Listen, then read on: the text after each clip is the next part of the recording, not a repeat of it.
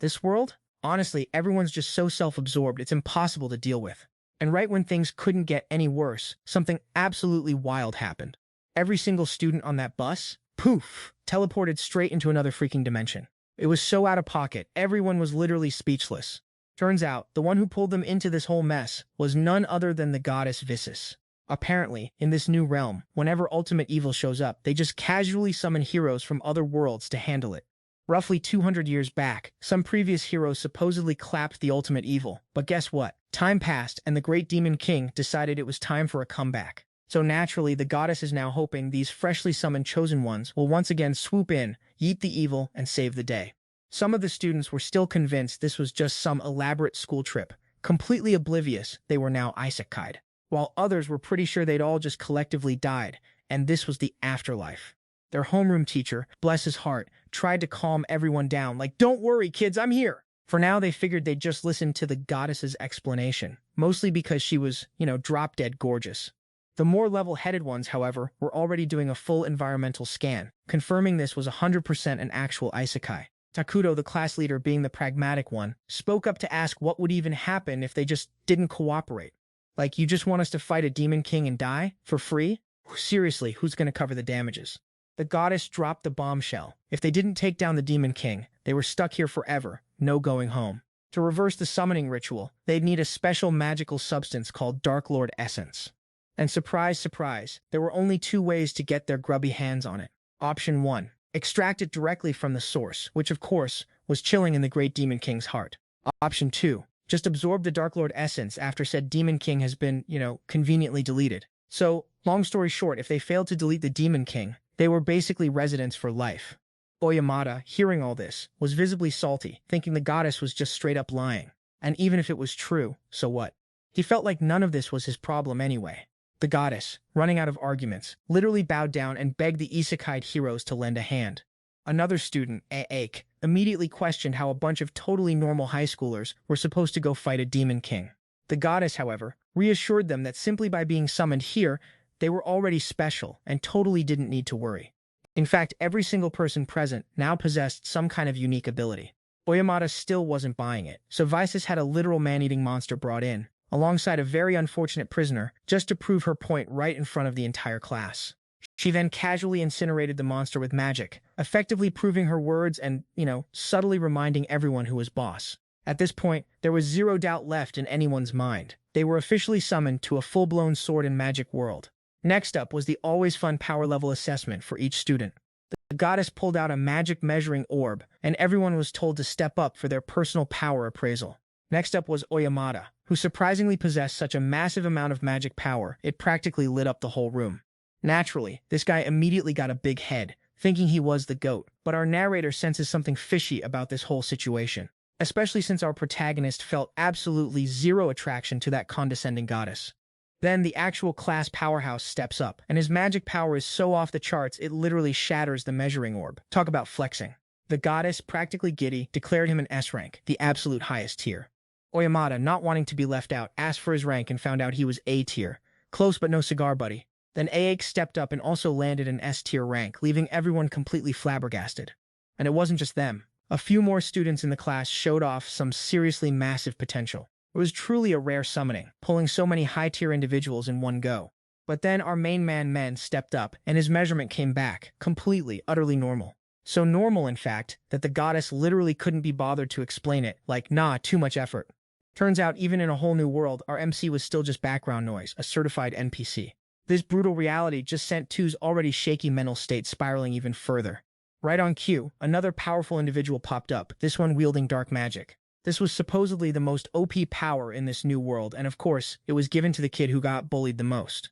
Our newly empowered, formerly bullied kid immediately got a massive confidence boost, obviously. With the rankings all sorted, the class was then told to check their basic status screens. This is where they could finally see all their stats and skills, like a character sheet. But our boy 2K, his status screen was literally just full of 3s. Talk about underwhelming. The goddess, after a quick glance at his skill, abnormal status, indefinite, literally just scoffed and walked off. Meanwhile, Oyamada, at this point, was so bored he was practically falling asleep, not even bothering to listen to the goddess anymore. His homeroom teacher tried to scold him, but Oyamada, the absolute menace, just talked back. Because get this, his teacher was a measly D rank, while Oyamada was a superior A rank. This kid had always been nagged by him, so Oyamada basically told his teacher, "You've been my teacher for way too long, old man." With all the introductory nonsense out of the way, they moved on to the grand finale ritual, sacrificing the weak. And the chosen sacrifice? Of course it was our boy man, because he was a hero of E-tier. Apparently, low-tier individuals just hinder the development of the high tiers, and our goddess wasn't about to have that. So obviously, eliminating Tusa was the most sensible choice. But of course, the goddess didn't want to actually kill him right there, lest it cause some drama and conflict. So instead, she offered him a different choice, which was to be unceremoniously yeeted into monster-infested ruins, to either survive or kick the bucket. If he somehow managed to survive and claw his way back to civilization, then they'd generously allow our boy to live a free life. Tuka, of course, knew exactly how dangerous that place was, but they still wanted to throw him into the meat grinder anyway, which was honestly just peak villainy. Our boy tried to beg the goddess for a chance, claiming his hidden abnormal status effect skill was totally a flex. But the goddess was like, "Honey, in this world, abnormal status skills are literally trash tier, useless garbage." Turns out, every self-respecting warrior here comes with built-in resistance to all that.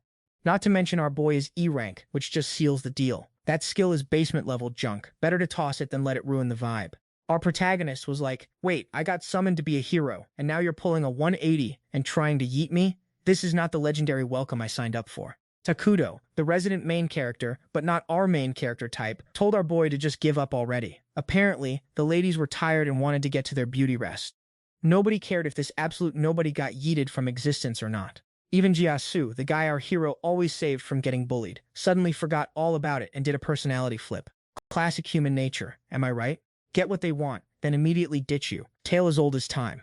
And so the yeet the protagonist ritual began. Before booting him out, the goddess generously tossed him a bag of random items, probably just some expired snacks, as a parting gift. That's when Akka, bless her heart, stepped up to stop this absolute savagery. Guess she was the only one in the class with a spine, brave enough to actually stand with our boy. The goddess pulled a classic oopsie face, then promptly knocked Akka out cold to continue the protagonist disposal program. Labeled trash tier, our boy decided to go full John Wick on her, attacking with everything he had. But, plot twist, his skills were so pathetically weak, they literally couldn't even tickle the goddess. Then Takudo, feeling all high and mighty, landed a super powerful blow, just to double check if the goddess wasn't capping. The goddess's face went from smug to oshed real quick. Thankfully, Takudo immediately claimed he was just testing the waters. Meanwhile, the other garbage-tier classmates continued to mock our boy, just for good measure. The rest of the class stayed silent, probably because they knew they had zero clout in a world where might makes right. Pushed to his absolute breaking point, our boy swore vengeance, vowing that if he somehow survived this, he would make the goddess pay with interest. It wasn't the first time either. Whenever he was bullied or beaten, a darker, more determined side of him would surface. That inner voice was like, "Dude, no matter how much you hold back and try to be harmless, they're still gonna walk all over you. Stop bottling up all that rage. It's time to unleash your true self." Remembering his own inner wisdom, our boy unleashed a torrent of curses on the goddess, making her visibly annoyed. Serve her right. Next thing he knew, our boy was yeeted into a pitch-black abyss. Good thing that parting gift bag turned out to be a magic flashlight, helping him figure out which way was up. Surrounded by shattered human bones, a terrifying monster immediately popped up to say hello with violence. Thankfully, the universe wasn't completely out to get him, leaving our boy a tiny sliver of a chance. He tried to bolt out of there. Our boy knows crying won't do anything, so he decides to take a wild gamble. Harnessing the sheer spite he had for everyone who ever looked down on him, he's about to pull off the ultimate comeback. He then hits it with a paralyzing status skill. Now, the goddess who dumped him here said this skill was trash tier, but plot twist, it actually works. RMC, thinking he just got lucky, seized the chance to make a break for it. But wouldn't you know it, another absolute unit of a monster, looking ready to throw hands, lumbers right into his path. Our boy then tries the paralyzed skill again and realizes this ain't some F-rank skill after all. It's actually pretty viable. Checking his stats, Tuka realizes his MP bar is looking dangerously low, thanks to his subpar overall stats. At this rate, he can only pull off the skill 3 more times, max. Down to his last bit of juice, he slaps a poison status on the monster and prays to the isekai gods for a miracle. A moment later, the monster's whole body starts leaking like a sieve, completely unable to move.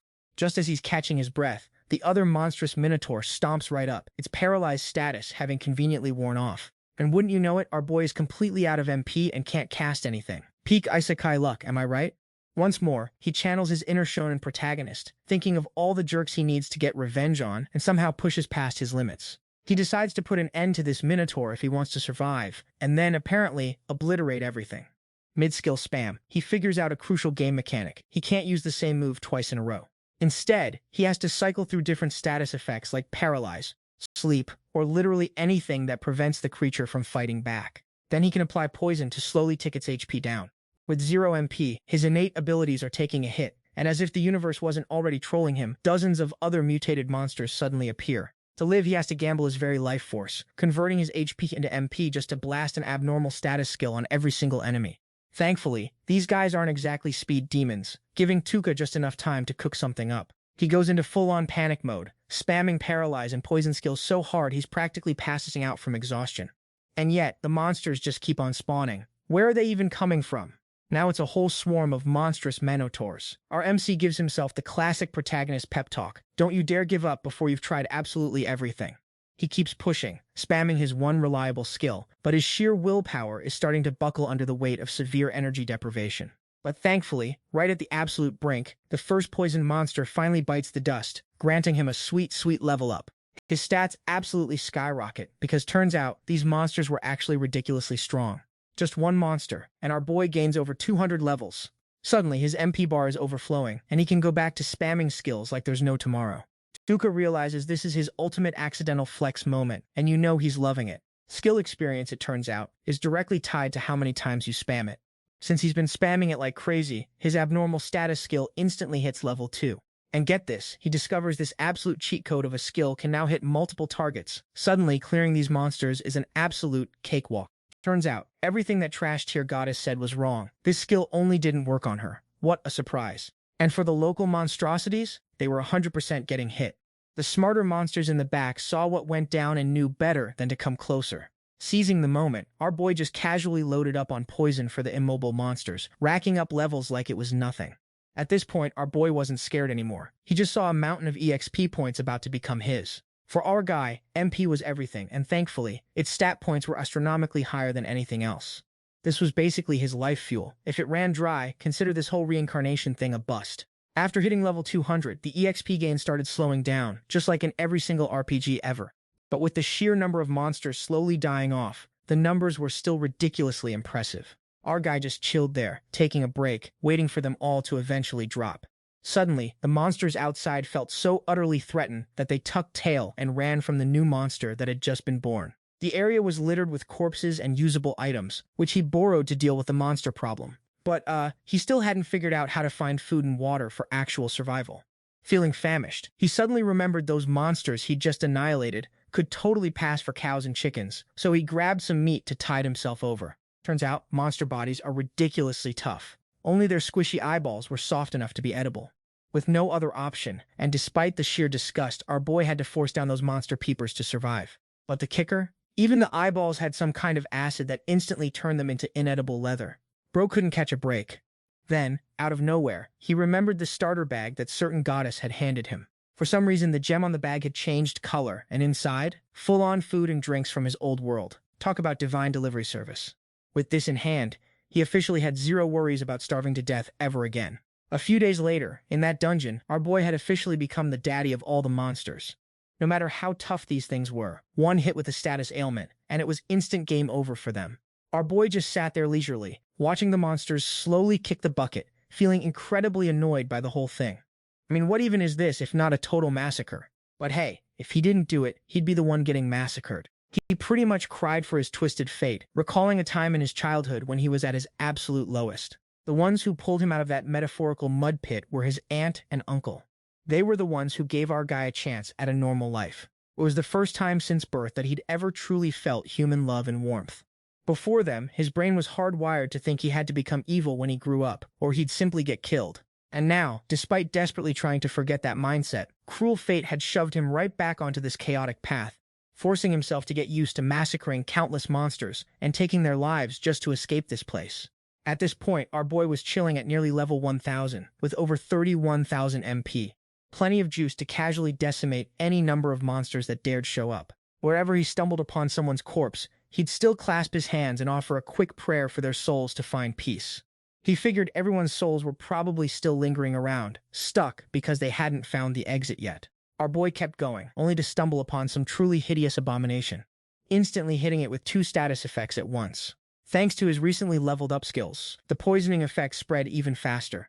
The whole vibe shifted around him, and our boy too casually noticed a strange door, so he just infused a little mana into it. The door creaked open, revealing a whole pile of skeletons of people who were discarded just like him. No food, no water, they just waited for death, clearly not blessed with our boy's main character luck. Rummaging through their bags, he found a ton of useful gems that could come in handy for escaping. He even politely asked their skeletal remains for permission to borrow them. Since there were a ton of other rooms just like this one, he started opening them one by one. When he opened the 25th door, he immediately sensed this particular room was different from the rest. And the deceased resident inside wasn't just any random skeleton. Before his final breath, the dude left a last message for whoever stumbled upon him. Turns out this was the great sage Lin, also known as the dark hero that Miss Goddess talked about when she saw our boy Jia Su with dark powers. Apparently, Goddess Visas also banished him here, because to her he was nothing but a useless eyesore. He had left behind a precious something for anyone with the will to escape this place, something he literally risked his life to bring back. After reading, our boy was absolutely fuming, vowing to get revenge on that goddess for himself and all the others. She calls the Demon King evil incarnate, but she's basically the same brand of evil herself. So there was absolutely no reason to pull any punches when dealing with her. The legendary artifact Lin left behind, a literal encyclopedia of forbidden arts, practically had everything inside, from potion recipes to crafting formulas for powerful magical tools. There was also a hefty tome of forbidden spells, but our boy couldn't decipher it yet. The fact that a great sage hid and carried it everywhere with him meant it held seriously powerful magic. Too bad he wasn't quite powerful enough to comprehend it right now, so he'd just hold on to it for the time being. Once he got out of this place, he'd figure out how to decipher its secrets. Also, the very last page of the encyclopedia had a chilling warning: beware the Soul Eater. Apparently, everyone here had been brutally murdered by that thing. Naturally, our boy then decided to go find this Soul Eater to see what kind of mess it actually was. Along the way, he kept finding more and more dead bodies. This was probably the escape route, which explained why everyone had gathered here in the first place. But they were stopped cold by something utterly horrifying, which is how they all met their untimely end. Our boy too carefully checked his surroundings and found what looked like an escape door, but it clearly needed some kind of key to open. He was a little nervous though, because if even the great sage threw in the towel against this Soul Eater, could he actually win? Though to be fair, his current his level was casually over 1200, with all other stats chilling above 3000. Our boy meticulously prepped for this, hoping to finally flip his fate. That's when Min stumbled upon a floating abomination of a head. One glance was all it took to know this thing was a literal Soul Eater. And conveniently on its head sat the jewel needed to open that mysterious door. It tried a sneaky ambush, but then suddenly got sniped. Lucky for it, it only took a shot to the hand. Otherwise, that sneak attack would have actually put it in danger. Its reaction speed was bonkers, so Min needed to get close to use his special abnormal state. Our boy was once again pushed into a dangerous situation, wondering if he should retreat and prep more, or just go for the full send. Seeing two hesitate, the monster decided to take the initiative. Suddenly, the walls crumbled, a classic sign that things were about to get spicy. No doubt about it, this was the final boss of this trash-tier ruin. Meanwhile, outside the ruins, a girl showed up, clearly on the run and looking for a cozy hideout inside. Cough, future harem member cough. As for Men, this thing was playing with him, knowing exactly where he was hiding behind the wall, but refusing to attack. Once close enough, it started spewing out disgusting goo, which then formed into human figures. It clearly wanted to witness the despair of those about to die, thrown away like trash. Its grand plan was to make him lose his will to fight by watching this. Bless its heart. This was its signature move, the most twisted way to kill, letting victims drown in fear before devouring their souls. Cornered, Man was then assaulted by that disgusting freak, blocking his path and howling like a dog, practically deafening him. Annoyed, he unleashed his abnormal state on those corpses. That abomination flashed a smug, wicked smile, absolutely confident it had already won. Tuka seemed mentally broken, claiming he couldn't use his poison on those bodies. He rambled some random nonsense, making the monster drop its guard. Our protagonist casually edged closer but held off on making a move. He kept faking his fear, further tricking the monster. All the while, he was thinking how the monster was just savoring his expertly crafted fake terror. This was the moment it completely dropped its guard, reveling in its twisted joy. The glorious comedic reality check for its stupidity? Man paralyzed it, leaving it completely helpless. The hunter became the hunted, and honestly, that earlier moment was probably the best it ever had. Too bad for it, Man had been flexing his true nature since childhood, hiding it behind a facade of weakness. But right now, his truly powerful persona was the one calling the shots. That monster simply couldn't tell the difference between real and fake, because Tuka was just that good of an actor. Arrogance, after all, is just a perk for the truly strong. But if you're not paying super close attention, this could become a fatal weakness for some other overpowered entity to exploit. His paralyzing skill is now maxed out at level 3, so this monster is basically cemented to the spot, no matter how hard it tries to wiggle. For years, Tuka had genuinely forgotten who he truly was, thanks to the love and care from his aunt and uncle. Turns out, being pushed to this absolute breaking point was actually a good thing. It awakened his true, even more perfect self. He casually obliterated everything the monster had ever created. And then it was this thing's turn, making sure it felt all the fear it had inflicted on everyone else who got trapped here. This thing was genuinely powerful, still thrashing even in its paralyzed state, but that just meant it took even more damage than usual. With this new intel, our boy sealed the deal by gifting it a nice debilitating poison status. Just like that, the boss monster quickly yeeted itself out of existence, finally freeing the souls of everyone it had ever killed. They appeared as spirits to thank M, simultaneously congratulating him for being the sole survivor. Everyone was overjoyed, feeling like they had personally achieved this victory alongside him. It seemed they had all been silently cheering on Min's journey from the afterlife. These were all the unfortunate souls the monster had encountered, including even the great sage, who had entrusted our hero with the mission to take down the goddess. They all finally found peace and transcended, which totally settled our boy's mind, making him promise to make that goddess suffer a truly agonizing fate. Tuka grabbed the gem from the monster, successfully opening the door to the outside world, waving goodbye to the dark dungeon to officially kick off his revenge arc. After some time, those trash-tier classmates of our hero too had gotten quite a bit stronger, but compared to him, they weren't even a rounding error, considering the strongest kid in class was barely scraping level 18. The others were all having a grand old time grinding for XP. Meanwhile, among the female students, the shy and gentle ones were having a tough time, completely unwilling to harm any monsters. Kawato was exactly one of these soft-hearted souls, which naturally put her in the top ranks of the weakest in class.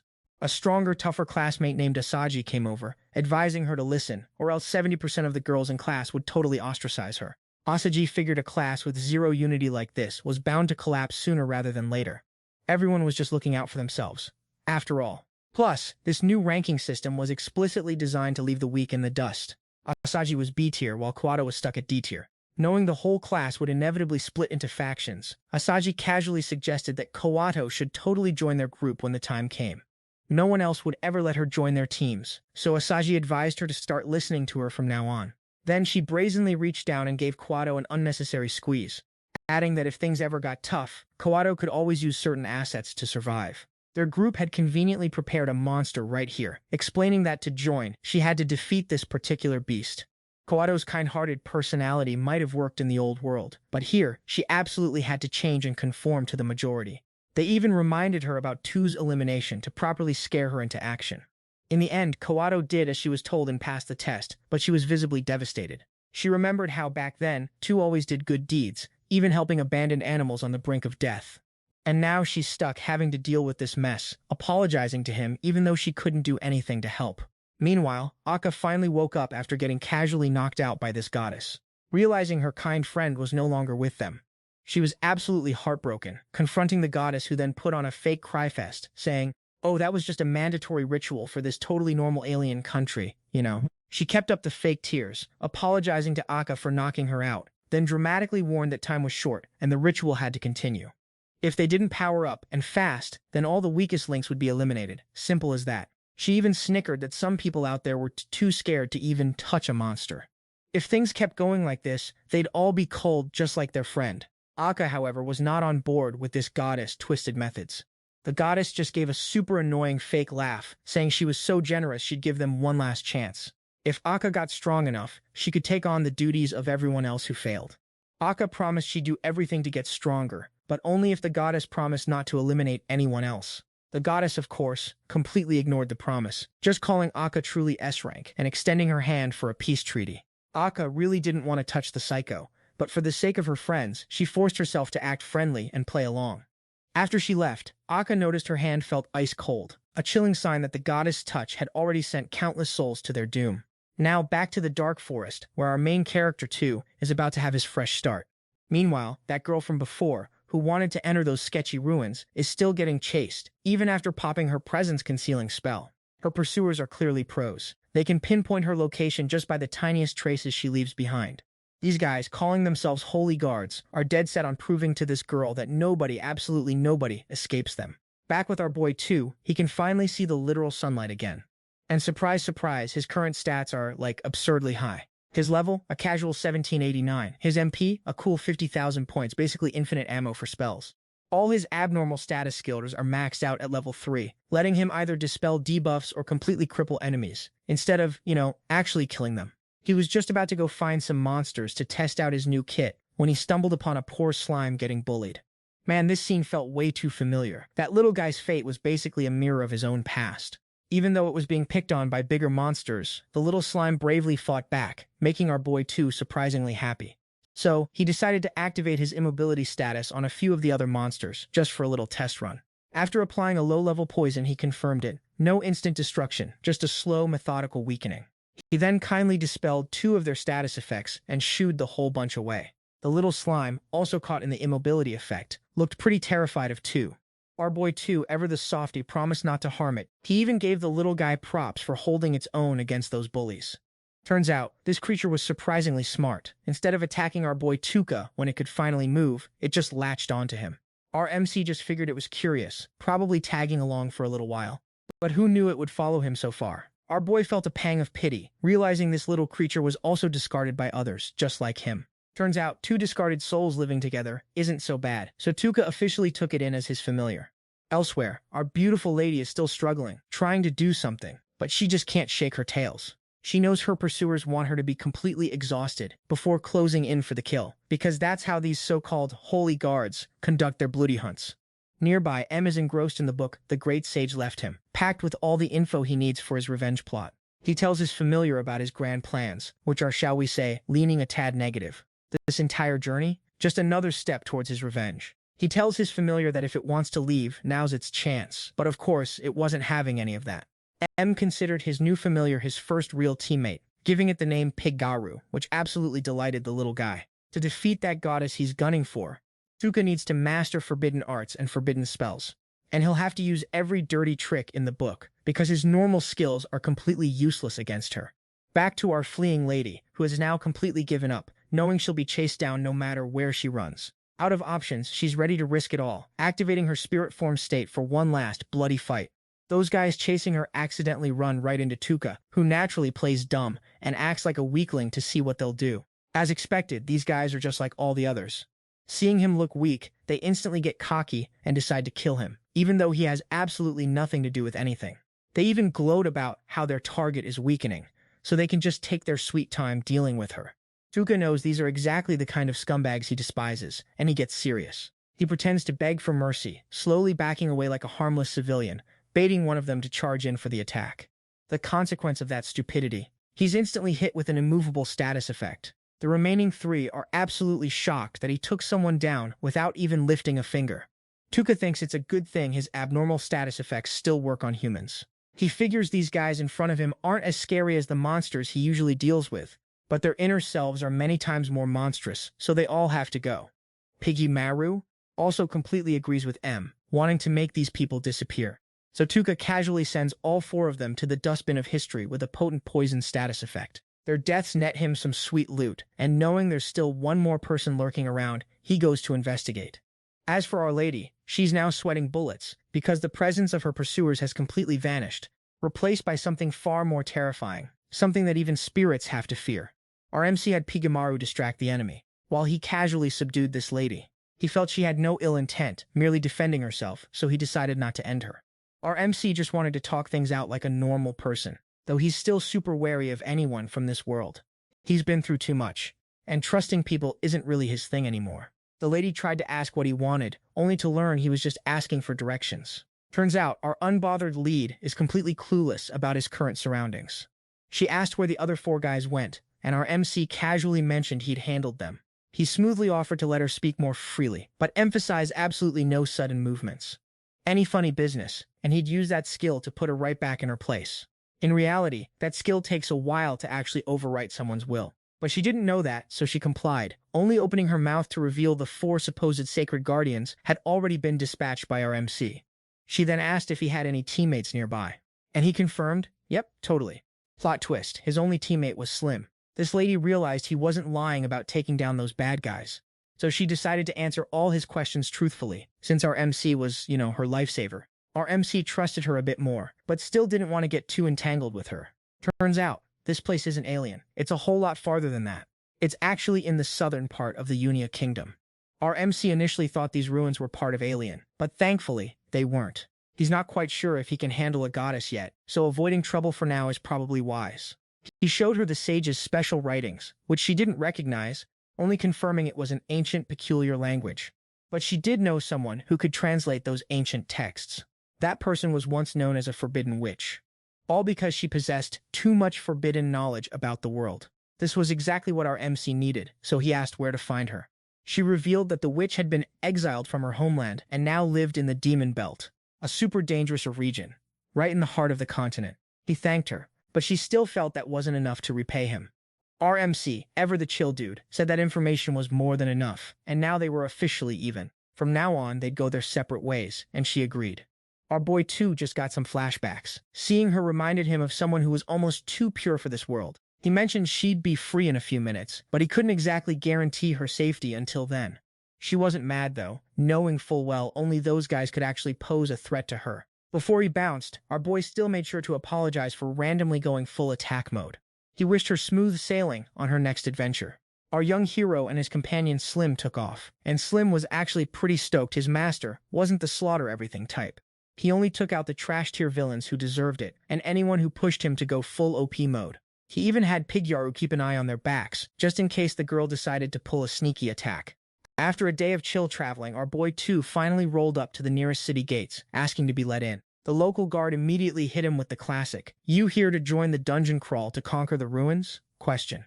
Our boy said yeah, even after getting some trash talk about being a country bumpkin. But the Marquise was so desperate for mercenaries to clear the ruins that security was basically non-existent. They just waved everyone in, no questions asked. Our young hero went off to find a cozy inn to crash at. The innkeeper seemed a bit shady at first, so our MC just casually flashed some cash to rent for a while. And just like that, the innkeeper's attitude did a full 180, practically rolling out the red carpet. For now, two decided to go by HT, just to keep things low-key and avoid any unnecessary drama. That night, he stepped out to scope out the city, and surprisingly, nobody even gave him a second glance. Security was solid too, which meant the locals were living their best, unbothered lives.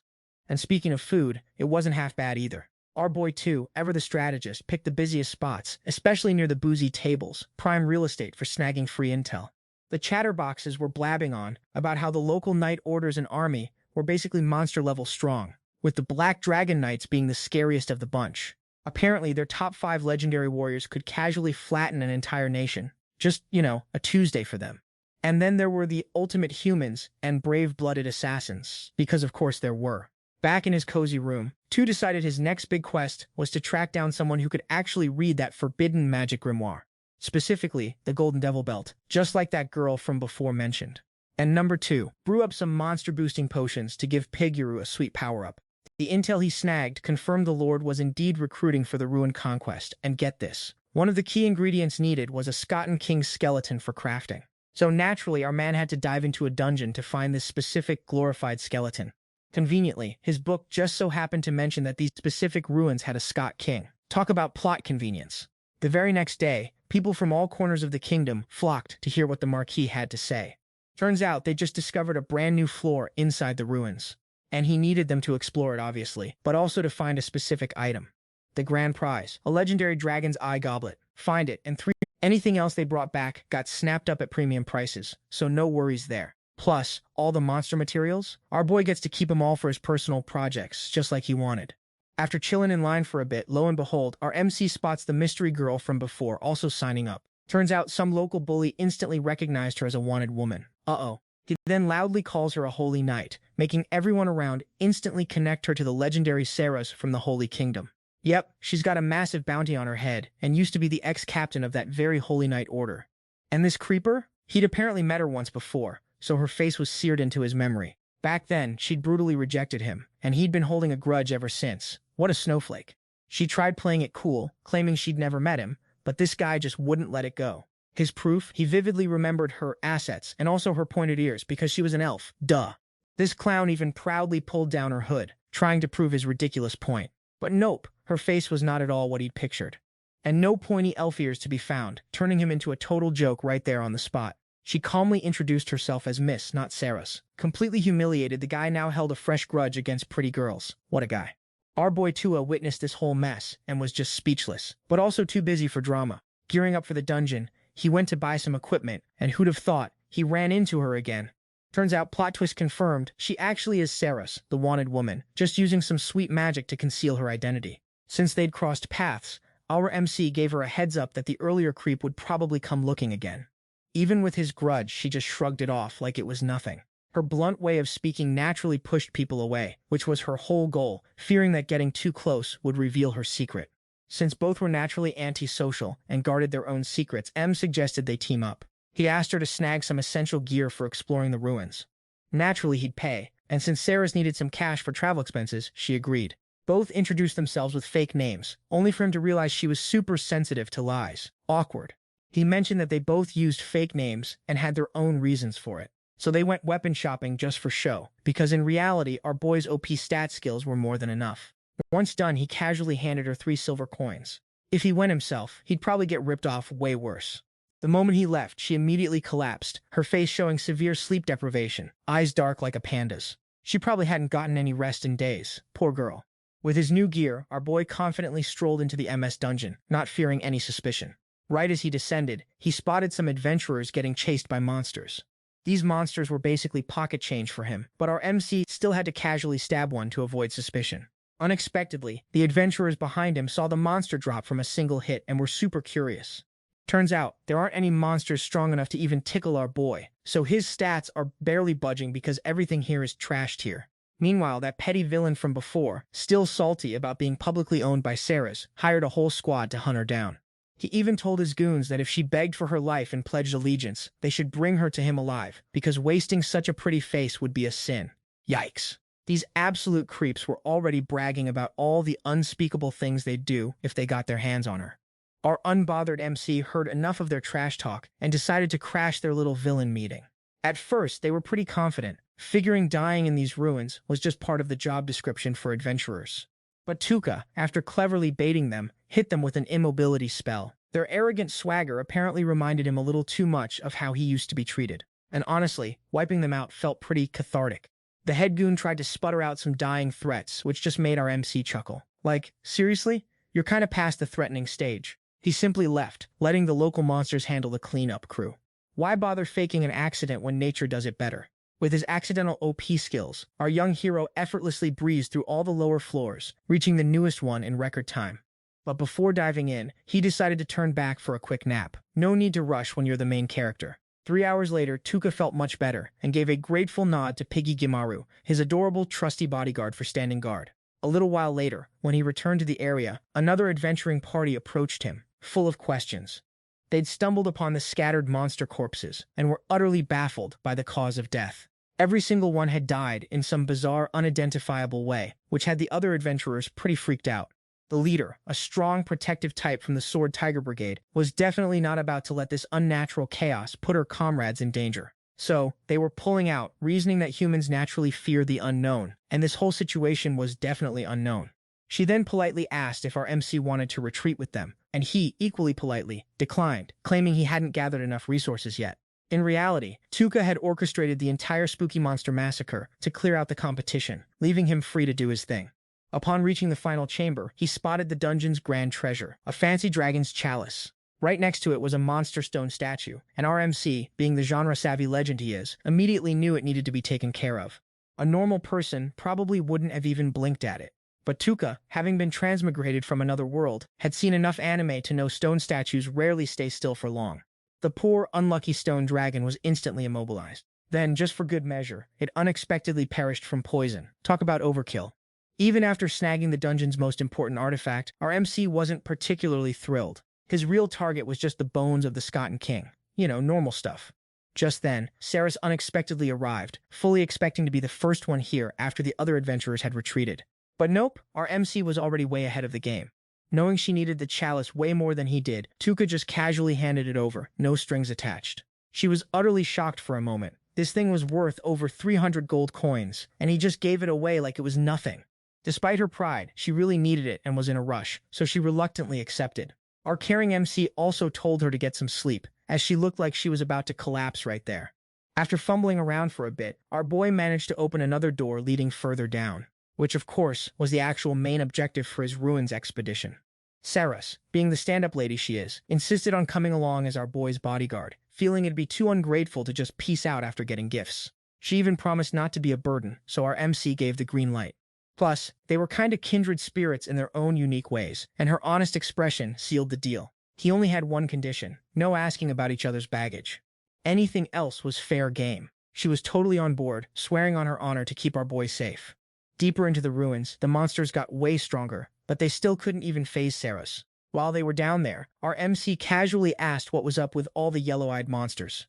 Because literally every single monster in these forsaken ruins had eyes like that. She explained that those were the high XP, super powerful types.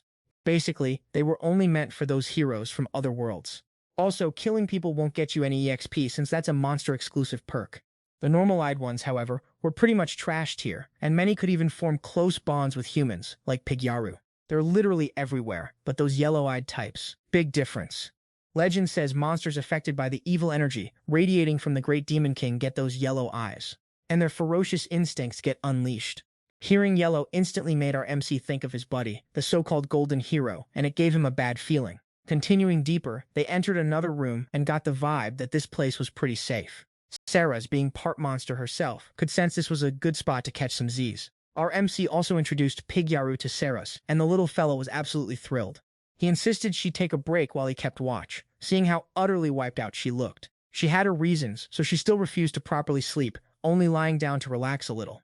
Our MC, being the helpful guy he is, casually cast a sleep spell on her, and wouldn't you know it, her true form instantly appeared. Honestly, our boy had kinda suspected it all along, but who she truly was didn't really matter to him. Rewind a bit. Saras had previously run into a dragon knight with some seriously shady intentions. This dude was super strong, and since she couldn't use her spirit form, she was in a real pickle. And just like every other generic villain, this guy was totally drooling over her assets. He took advantage of her stumble, pinning her down, but conveniently didn't kill her. Just as he was about to get real creepy, he suddenly froze stiff. Why? Because Tuka had just strolled back in. With his absolutely busted skills, it would have been easy for our boy to send the knight straight to the afterlife. But nah, he just... Meanwhile, back in the dungeon, Saras casually woke up from what felt like a millennium-long nap. Of course, our unbothered country boy Tuka was totally responsible for that, completely unaware of his own legendary powers. As they ventured deeper into the room, a suspiciously loud rumble echoed through the chamber. Good thing they bolted just in time, narrowly escaping a monster so massive it nearly made them permanent floor decorations. This was the legendary Skotan King, rumored to be incredibly powerful with absolutely no weaknesses, or so they thought. To even stand a chance, they had to target the glowing silver bit on its neck. Classic RPG weak spot. Saras was on high alert, but our unbothered farming king just wanted to see what kind of attack animation it had. Saras also made a solemn request for our boy to keep her true power form under wraps. The Skotan King unleashed a long-range attack, but our boy just casually flicked it into a paralyzed state before it could even finish its wind-up. Sure, this thing might be a big shot around here, but compared to the truly terrifying monstrosities he's faced in the literal garbage ruins, it was basically a housefly. Saras was absolutely flabbergasted that Tuka managed to take down such a monstrous beast in just 2 casual moves. With the big bad out of the way, our boy just casually picked up whatever loot he was looking for. That's when Saras finally connected the dots. This Skotan King was the exact monster he'd been hunting. He promised to answer her questions, within reasonable limits, once they made it back to the surface. She felt a bit sheepish, realizing her earlier show of power was like trying to teach a legendary master how to swing a gardening tool. Just as they were about to head out, Piggymaru suddenly sensed something, prompting him to tell his master to check inside a giant skull where they found a hidden object. Our boy opened it up, revealing a mysterious egg of unknown origin, and since Piggymaru clearly wanted it, he just shrugged and agreed before heading back to the surface. Meanwhile, back with his classmates, they were having a significantly less chill time, getting absolutely wrecked by even the normal Skotans. One girl even lost a hand, and Akka, trying to be a hero, was immediately held back by the 2 strongest in the class. Apparently, these heroes considered this their exclusive EXP farm and definitely didn't want anyone else poaching their points. The current class leader was flexing hard at level 24, which, definitely sounds like a pinnacle of power. Back with our casually OP duo, once they resurfaced, they went straight to turn in the Dragon's Eye Cup for their reward. While everyone was mesmerized by Sarah's Tuca, being the unbothered lead he is, slipped away to observe from a distance. And just like that, their little side quest in the Mus Ruins was officially wrapped up. Sarah's returned, announcing that the reward ceremony and celebratory feast would happen tomorrow, which meant she'd be staying for one more night. Hearing that, our boy casually invited her to his room, totally just for a deep, meaningful chat, of course, absolutely nothing else. Tuca set a casual 8 p.m. meeting, and she thanked him again for letting him have the Dragon's Eye Cup, making her feel eternally indebted. That night, our boy and Pigamaru managed to whip up a monster-enhancing concoction, straight from the forbidden archives of a legendary grimoire. He was just about to supercharge his slime companion when Sarah showed up, right on schedule. Turns out, what he wanted to talk about was hiring her as his personal full-time bodyguard for the foreseeable future. This, of course, was just a cover-up. Our boy simply preferred to keep his absurdly overpowered status skills under wraps and avoid any unnecessary attention. Naturally, there was no pressure, but if she happened to want some easy cash, the offer was on the table. Our boy, clearly desperate to add another high-tier waifu to his roster, had to resort to the low-level tactic of subtly reminding her about that Dragon's Eye Cup, just to seal the deal with a healthy dose of obligation. He then reiterated his true goal, tracking down a forbidden witch to decipher some ancient cryptic language. And their next stop was none other than the infamous Golden Demon Belt. Of course, they'd probably get attacked by monsters like every other Tuesday. So, having someone as capable as Saris on guard duty would definitely give them some peace of mind. After that whole mess at the Mus Ruins, she realized she seriously needed to hire some backup for safety. And right now, she was the perfect candidate. Her own destination was the Duchy of Ionat, which happened to be located beyond the Golden Demon Belt. So traveling with our boy too wouldn't be a loss for her at all. The only problem was, she was constantly being hunted, so she didn't dare mention any of this to Tu. Our boy too, sensing her internal struggle, told her there was no need to answer right away to put her at ease. Then he casually dropped her real name, leaving her absolutely floored. He also smoothly mentioned that her sweet dreams back at the ruins? Yeah, that was all thanks to his skills. He could tell her hesitation stemmed from fearing her identity would be exposed, but in reality, our boy already knew everything. No need to stress. Our unbothered lead, too, then straight up told her he wasn't about to sell her out because honestly, she was pretty important for this journey. Sarah's then confessed she'd been using spirit magic to conceal her true identity, but the catch was it required her to sacrifice her desire for sleep, meaning if she ever fell asleep, the spell would break, and she'd revert to her original form. This was incredibly dangerous, which was exactly why she'd been so conflicted. In a previous chase, Saris had accidentally let the other four see her true beautiful elf waifu form. Luckily, our boy too had effortlessly wiped them all out, making this whole journey way easier for everyone. She genuinely owed him big time, so yeah, she decided to put her trust in him. Since Saris laid all her cards on the table, our unbothered lead reciprocated by finally dropping his real name, Tu. This was, of course, just another step in building that cozy, destined connection. He then pulled out her payment for the journey, a random stone he'd casually picked up from the waste ruins. Naturally, anything from those ruins was worth like a gazillion times more than anything you'd find outside. Saris was absolutely floored when our boy too paid her with something even more valuable than a legendary Dragon's Eye chalice. This particular stone was known as the Azure Dragon Stone, rarely formed from the very eyes of the legendary Azure Dragon. It was so ridiculously rare, practically nothing like it was in circulation anymore. So naturally, she didn't dare accept it, but Tu basically forced her to take it, shrugging, "Don't worry, I have plenty more." For the time being, they'd still use their fake names to avoid drawing any unwanted attention from outsiders. Sarah's, ever cautious, reminded him again that she was a wanted woman, with many personal secrets she couldn't just spill. Good thing our boy too wasn't the type to pry. He didn't ask a single thing about her past, just focused on optimizing their budding partnership. Hearing this, our resident elf waifu finally relaxed, murmuring, "Tu, you're always so kind, aren't you?" After returning to her room, our beautiful elf waifu decided to take a nice relaxing bath. She mused that she should have done this before meeting Tu, then decided to trust him, because her heart told her to. The next day, the usual low-tier gossip crew at the inn was already spreading rumors about Tu sleeping with Saris yesterday. Apparently, one of them had seen her casually strolling out of his room. Before things could get physical, our boy just chilled and let the gossip queens do their thing. He casually asked if she'd ever heard about forbidden magic before. Saris, ever the wise one, knew all about it, explaining that the goddess Vitius herself named this forbidden magic. People say it's some super ancient type of spell. Or more accurately, it's the kind of magic that the goddess explicitly forbade anyone from using. And according to our boy's understanding, it went a little something like this. If a goddess herself banned magic, then it must be something extremely dangerous to her, which is why it's forbidden. Anyway, beyond all that, Saris was speaking in a surprisingly humble way. She explained it was because our boy had genuinely thanked her, for once.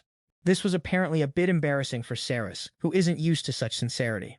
After breakfast, she had to head off to some party to collect her reward for dragon slaying. She promised to be back around 1 p.m. so they could kick off their journey together. Tuka, meanwhile, found a secluded spot to conduct some experiments with Pigyaru. As for our resident elf girl, she also made it to the party, though it was a bit of a time sink. Not only that, but she felt pretty uneasy with all the shady characters hanging around. As a result, it was well past 1 p.m., and she still hadn't shown up at their meeting spot. Cut to the goddess's castle, where she's having a chat with Akka about this latest monster subjugation mission. This goddess clearly knew it was crawling with dangerous monsters, but still threw the whole class in to power level them. Classic. Luckily, there wasn't any serious damage, and the goddess even restored Akka's friend's arm, making Akka absolutely thrilled. Vicious then asked if Akka wasn't going to join that Takuto guy's group. She pointed out that Takuto's group levels up super fast, and since Akka herself is S-rank, she shouldn't let herself fall behind. Remembering their brutal fighting style and how they treated his so-called friends, Akka knew she absolutely couldn't join them. The manipulative goddess then continued to harp on about how Akka's selfishness was ruining the group's unity. Akka found this absolutely ridiculous and tried to explain, but the goddess wasn't having any of it. This goddess annoyingly took responsibility, claiming her poor management was the issue, then tried to use some crocodile tears to persuade Akka, but it was a no-go. No matter what you say, Akka declared, I still can't join that group of delinquents. I'll fulfill my S-rank duties on my own terms. Hearing this, the goddess continued to twist the knife, saying she'd make Akka responsible for training anyone who failed the next trial. Before, they'd agreed that Akka would fight on behalf of her friends. Too bad the goddess was clearly not a woman of her word. She then pulled the classic, the country has ordered the elimination of all heroes who can't fight card, then feigned helplessness, saying that if Akka refused to obey, all the weak, furious but utterly powerless against the cosmic forces, she had no choice but to grudgingly obey. But of course, the ever-so-helpful goddess still insisted on a risk factor. Even if she aced her mission, the weaker members of her class could still be eliminated. Akk's unhinged personality seriously grated on Vices, but when someone's an S-rank chaos magnet, you just gotta grit your teeth. Back to Tuka, several hours had passed and the girl still hadn't returned. He consulted Pigyaru, who didn't think she'd actually trick them. If she wanted to trick them, she would have scheduled it a few hours later. It seems Saris had run into some trouble, which was why she was so late. With no other choice, our unbothered lead reluctantly decided to go look for her, apparently not wanting to lose a useful, new addition to his crew. Along the way, he heard news that the girl was being chased into the dark forest. Looking up, he spotted several dragons belonging to the Black Dragon Knights. This immediately gave Tuka a bad feeling. Meanwhile, Saris was indeed running towards the dark forest, having successfully transformed into her combat form and taken down a few pursuers. Her power was somehow being affected, making things incredibly difficult. These dragon riders were just basic cannon fodder. If they ran into their actual superiors, they'd be selling salt in the next life. Just as that thought crossed her mind, she was ambushed. Realizing her attacker was right in front, she immediately charged but was blocked. The guy introduced himself as Jun, vice captain of the Black Dragons. Currently, Saris couldn't use her spirit transformation, making her no match for this dude. At first, she thought they wanted to capture her alive, but now the orders they received were to kill on sight, no matter where they found her. Unfortunately, the elf maiden, already on the ropes, instantly had her weapon swatted away by this scumbag and was pinned down. Just as he was about to enjoy her delectable body, Tuka's immovable presence held him back. Our hero, completely unbothered, just casually commented that she was way past their agreed time and had forced him to actually get up and look for her. Thrilled to be rescued again, she still didn't want him to get involved, and reluctantly returned the blue dragon stone. Our boy didn't care about being chased by this mob. He then tossed her an entire bag of blue dragon stones, shocking her to her core. She had no idea what kind of creature Tuka actually was at this point. He couldn't be bothered to find a new person to hire as a bodyguard, so he stuck to his original plan. Yet his sudden request for her to take off her clothes was truly baffling. Tuka just wanted Saris to change because her current outfit had been compromised by the MS guys, but our unbothered country boy's casual request had her completely convinced he was just trying to get a peek. She hadn't agreed to return as his bodyguard, fearing this group wouldn't let her go. Suddenly, Tuka came up with an idea: make a deal with the Forbidden Witch to hide them, which would be safer. In this world, no one could truly pinpoint the witch's location, so this plan actually had some merit. Saris just couldn't understand why Tuka would help her so much after they had only just met. He also spilled the beans, saying her personality reminded him of the one who saved his soul. Despite their vastly different looks, they were surprisingly similar. Abandoning her would feel like abandoning someone who had deeply cared for him. Our elf waifu in training also chimed in, praising him as a genuinely good guy. Circling back to the wannabe villain, Man, being the benevolent one, offered him a second chance. But this dude, being an absolute clown, completely rejected the deal and started throwing threats around. Two mentally facepalmed, thinking, bro, I just pulled you back from the brink of death, and you're already running your mouth? Should we just let him respawn in another world already? Saras, naturally, wanted to know who exactly had such a massive beef with her that the entire Black Dragon clan was after her. Just as this guy was about to spill the tea, his own teammates unceremoniously took him out. Turns out 2's OP skills had a range limit, so for now he couldn't do squat to stop them. What's worse, the person calling the shots was none other than the legendary strongest of the Black Dragon clan. Man was feeling it too, because in the city, this guy was widely known as the ultimate human, and he personally introduced himself as Sivit, the head honcho of the 5 Dragon Knights. But suspiciously, there were only 4 of them present. His squad also casually wondered if offing that previous guy was really necessary. And as for the big bad who wanted Saras dead, turns out it was someone she actually knew. It was the geriatric king, whose heart suddenly pulled a Benjamin Button after encountering our lovely elf waifu. Initially, he was fine letting her go, but then he got all possessive, paranoid someone else would defile her pristine elven purity. So, naturally, he paid a small fortune to have her hunted down and eliminated before anyone else could touch her. Basically, the classic if I can't have her, no one can trope in full swing. After that whole twisted tale came out, Saras was, understandably, utterly shell-shocked. Oh, and as for why that poor sap got forcibly logged out, he was just too much of a liability. Apparently, if he had just managed to dodge that spear, this guy would have been safe. Too bad he was totally paralyzed and couldn't move a muscle, so he ended up kicking the bucket. Shifting back to the Saras-related quest, the king had basically given them free rein to handle it. One of the goons had a charming idea: capture her alive so his subordinates could have some fun with the girl before offing her. The female goon nearby was like, hold up, that won't work, because the reward money only kicks in if the Holy Kingdom confirms she died, still pristine. Sivit, feeling generous, offered her a chance to fight for her life, beat this guy, and they'd call off the chase. Knowing our elf waifu was famously adept at combat using her spiritual battle form, these goons wanted a piece of the action, foolishly thinking that all those guys too had casually dispatched earlier were her doing. Suddenly, his whole vibe changed, and his goal shifted. He now wanted to fight Men instead, seeing him as the bigger challenge. He loudly demanded to know who Man was, which gave 2 a slight headache, since they still weren't in range for his special move. Plus, that dude was fast enough to actually hit our boy, while 2 was literally just rocking status skills. The only reason this high and mighty guy even noticed Men was purely because of his facial expression. And of course, when he finally met someone strong, he just smiled. Knowing exactly what he needed to do, our hero slowly walked over, asking for a little chat. He tried introducing himself with a fake name, but the other side already saw right through him. Meanwhile, the rest of the crew had no clue our boy too was anything special. Sivit casually mentioned that standing in front of legendary figures like the 5 dragons, this dude showed absolutely no fear. Quite the opposite, he could tell our boy was actually excited, which just proves he's a certified powerhouse too. It seems 2's master plan had officially been understood. The subordinates, hearing that Men could actually threaten their lives, were completely floored. On the flip side, Sivit knew 2 was hesitating, realizing that if they made any rash moves, they'd be instantly counterattacked. It was way too early for this epic drama to come to an end. Realizing just how perceptive this dude was, our boy knew he had to tread carefully. One wrong move here, and it was game over, instant respawn denied. 2 casually asked if this guy was perhaps looking for an opponent who could truly satisfy his legendary strength. Sivit confirmed that was exactly it, but admitted it sounded a little unreasonable. Men pointed out there were tons of strong dudes in the world, so why wasn't he out there, just beating them all up? Then he casually dropped the name of Alien's goddess as an example, completely catching the other guy off guard. They quickly clarified that this dude and that particular goddess had a very close relationship. Apparently, this guy was putting all his hopes on the heroes she summoned from other worlds.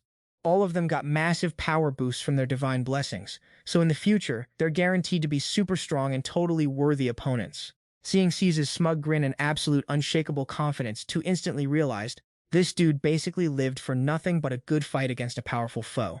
Which, of course, is why he's earned the title of the ultimate human. Anyway, back to Saras. Apparently, she was also considered a weakling who had given up on a lot of stuff. They were super disappointed that someone who could literally control spirits didn't even put up a fight before biting the dust. Civet figured that even if you're a weakling, as long as you put up a fight and can actually clash with him, you'd earn his respect. Suddenly, our boy two's brain went into overdrive, cooking up an idea that could save both their bacon. He asked again, "So you need an opponent who can actually pose a threat to you, right?" He then declared, "Let me be that opponent, because I'm also a summoned hero, one that you've been hoping would reach the peak of power. Not yet, for now, but give him some time." And he guaranteed he'd be strong enough to go toe-to-toe with him. Hearing that, Civet was a little taken aback that this dude was actually a hero from another world, which explained why he'd felt so weird about him. And after confirming those wild claims were actually true, this high and mighty dude Civis was like, "Why are you guys here? Aren't you supposed to be in training?" Our boy Men couldn't just straight up lie, so he opted for a classic half-truth, half-flex, claiming he was the special hero chosen by the goddess, which is why he'd conveniently detached from the rest of the squad. Technically, he wasn't wrong. It was just interpreted in a slightly more impressive way, and Civis bought it hook, line, and sinker. Man even flexed that he was on a whole new tier compared to the other heroes, which honestly he totally was. Like everyone else was S rank, but he was E rank. Talk about being special, right? Our opponent totally misinterpreted this as the goddess endorsing our boy, instead of, abandoning him. Classic. Finding this whole situation hilariously intriguing, Civis decided to play along and asked Man what he wanted. Our boy Men, with zero chill, declared he wanted to postpone their battle until he was strong enough to actually kill him. The complete lack of pretense in this statement genuinely amused Civis. And if that wasn't enough, he casually dropped that he'd gain enough power to even overwhelm the goddess herself. Talk about ambition. Hearing that, Civis asked how he planned to get that strong, and our boy just laid out his journey to the Golden Demon Belt. A path, mind you, that was completely off-script compared to what the other heroes were doing. Plus, the goddess herself had basically said she'd set him free if he could just survive the trash-tier ruins she dumped him in. So yeah, this entire declaration, all 100% true. Civet figured Man would eventually make it back to the goddess, so he wasn't worried about losing such an interesting future opponent. So he shook on it, agreeing to delay our boy's inevitable demise until Man was powerful enough to give him a real fight. Then it was Ceres's turn, and she wasn't getting off easy, but Man immediately stepped in, claiming he couldn't reach the Golden Demon Belt without her. And to gain that power, he'd totally use her to achieve his goals. This, again, was a brutally honest statement that totally jazzed up our opponent, who now desperately wanted Maine to power up quickly so they could have their epic death match.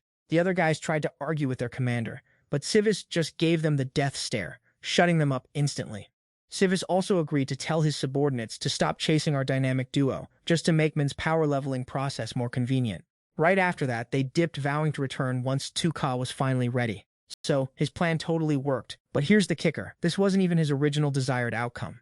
What they didn't discuss was exactly how long this delay would last, or when Man would magically become strong enough to fulfill his murderous promise. So, the moment our boy decided he was strong enough to take out his opponent, he didn't hesitate. Civet was the first to realize what was happening, but it was so lightning fast he couldn't even react before he was completely immobilized. Man calmly declared he had no intention of dragging out their little rivalry, so he'd just handle things right here, right now. Apparently, the Black Dragon Knight was currently a threat. And, well, you know how it goes. Threats gotta go.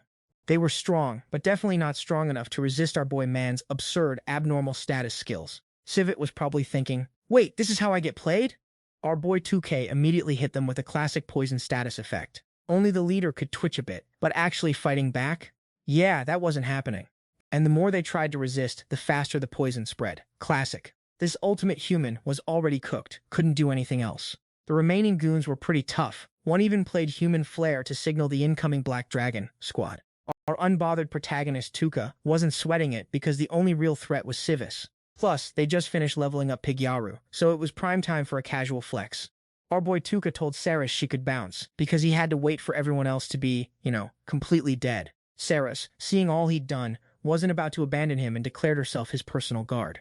The soldiers up high, watching their leaders get absolutely humbled, were understandably in shock. Even Civet, though strong, was desperately trying to warn the guys upstairs to keep their distance. Tuka, meanwhile, was completely unfazed because he was locked and loaded into combat mode. Sure, this form chugged MP like water, but our boy's stats were so hilariously broken, it wasn't even a speed bump. A little MP for instant victory? That's what we call a bargain. Pigyaru, perfectly synced with his master, unleashed a flurry of tentacles towards the high-flying soldiers. Was like an extension of his own body, instantly closing any skill gap or abnormal status resistance. And just like that, they were all paralyzed and dropped like rocks. As for the rest, they were put to eternal sleep, because, honestly, all that screaming would have been a headache. After casually laying waste to the dragon goons, he snagged a shiny new skill that, combined with paralysis, would speed up enemy defeat. Sweet! Oh, and another skill that just blinds enemies entirely. Because why not? Since these guys were basically acting like that annoying goddess, Tuka figured they'd make some decent test subjects. In the end, they were all just bottom-tier scum anyway. And hey, even he admitted he wasn't much better.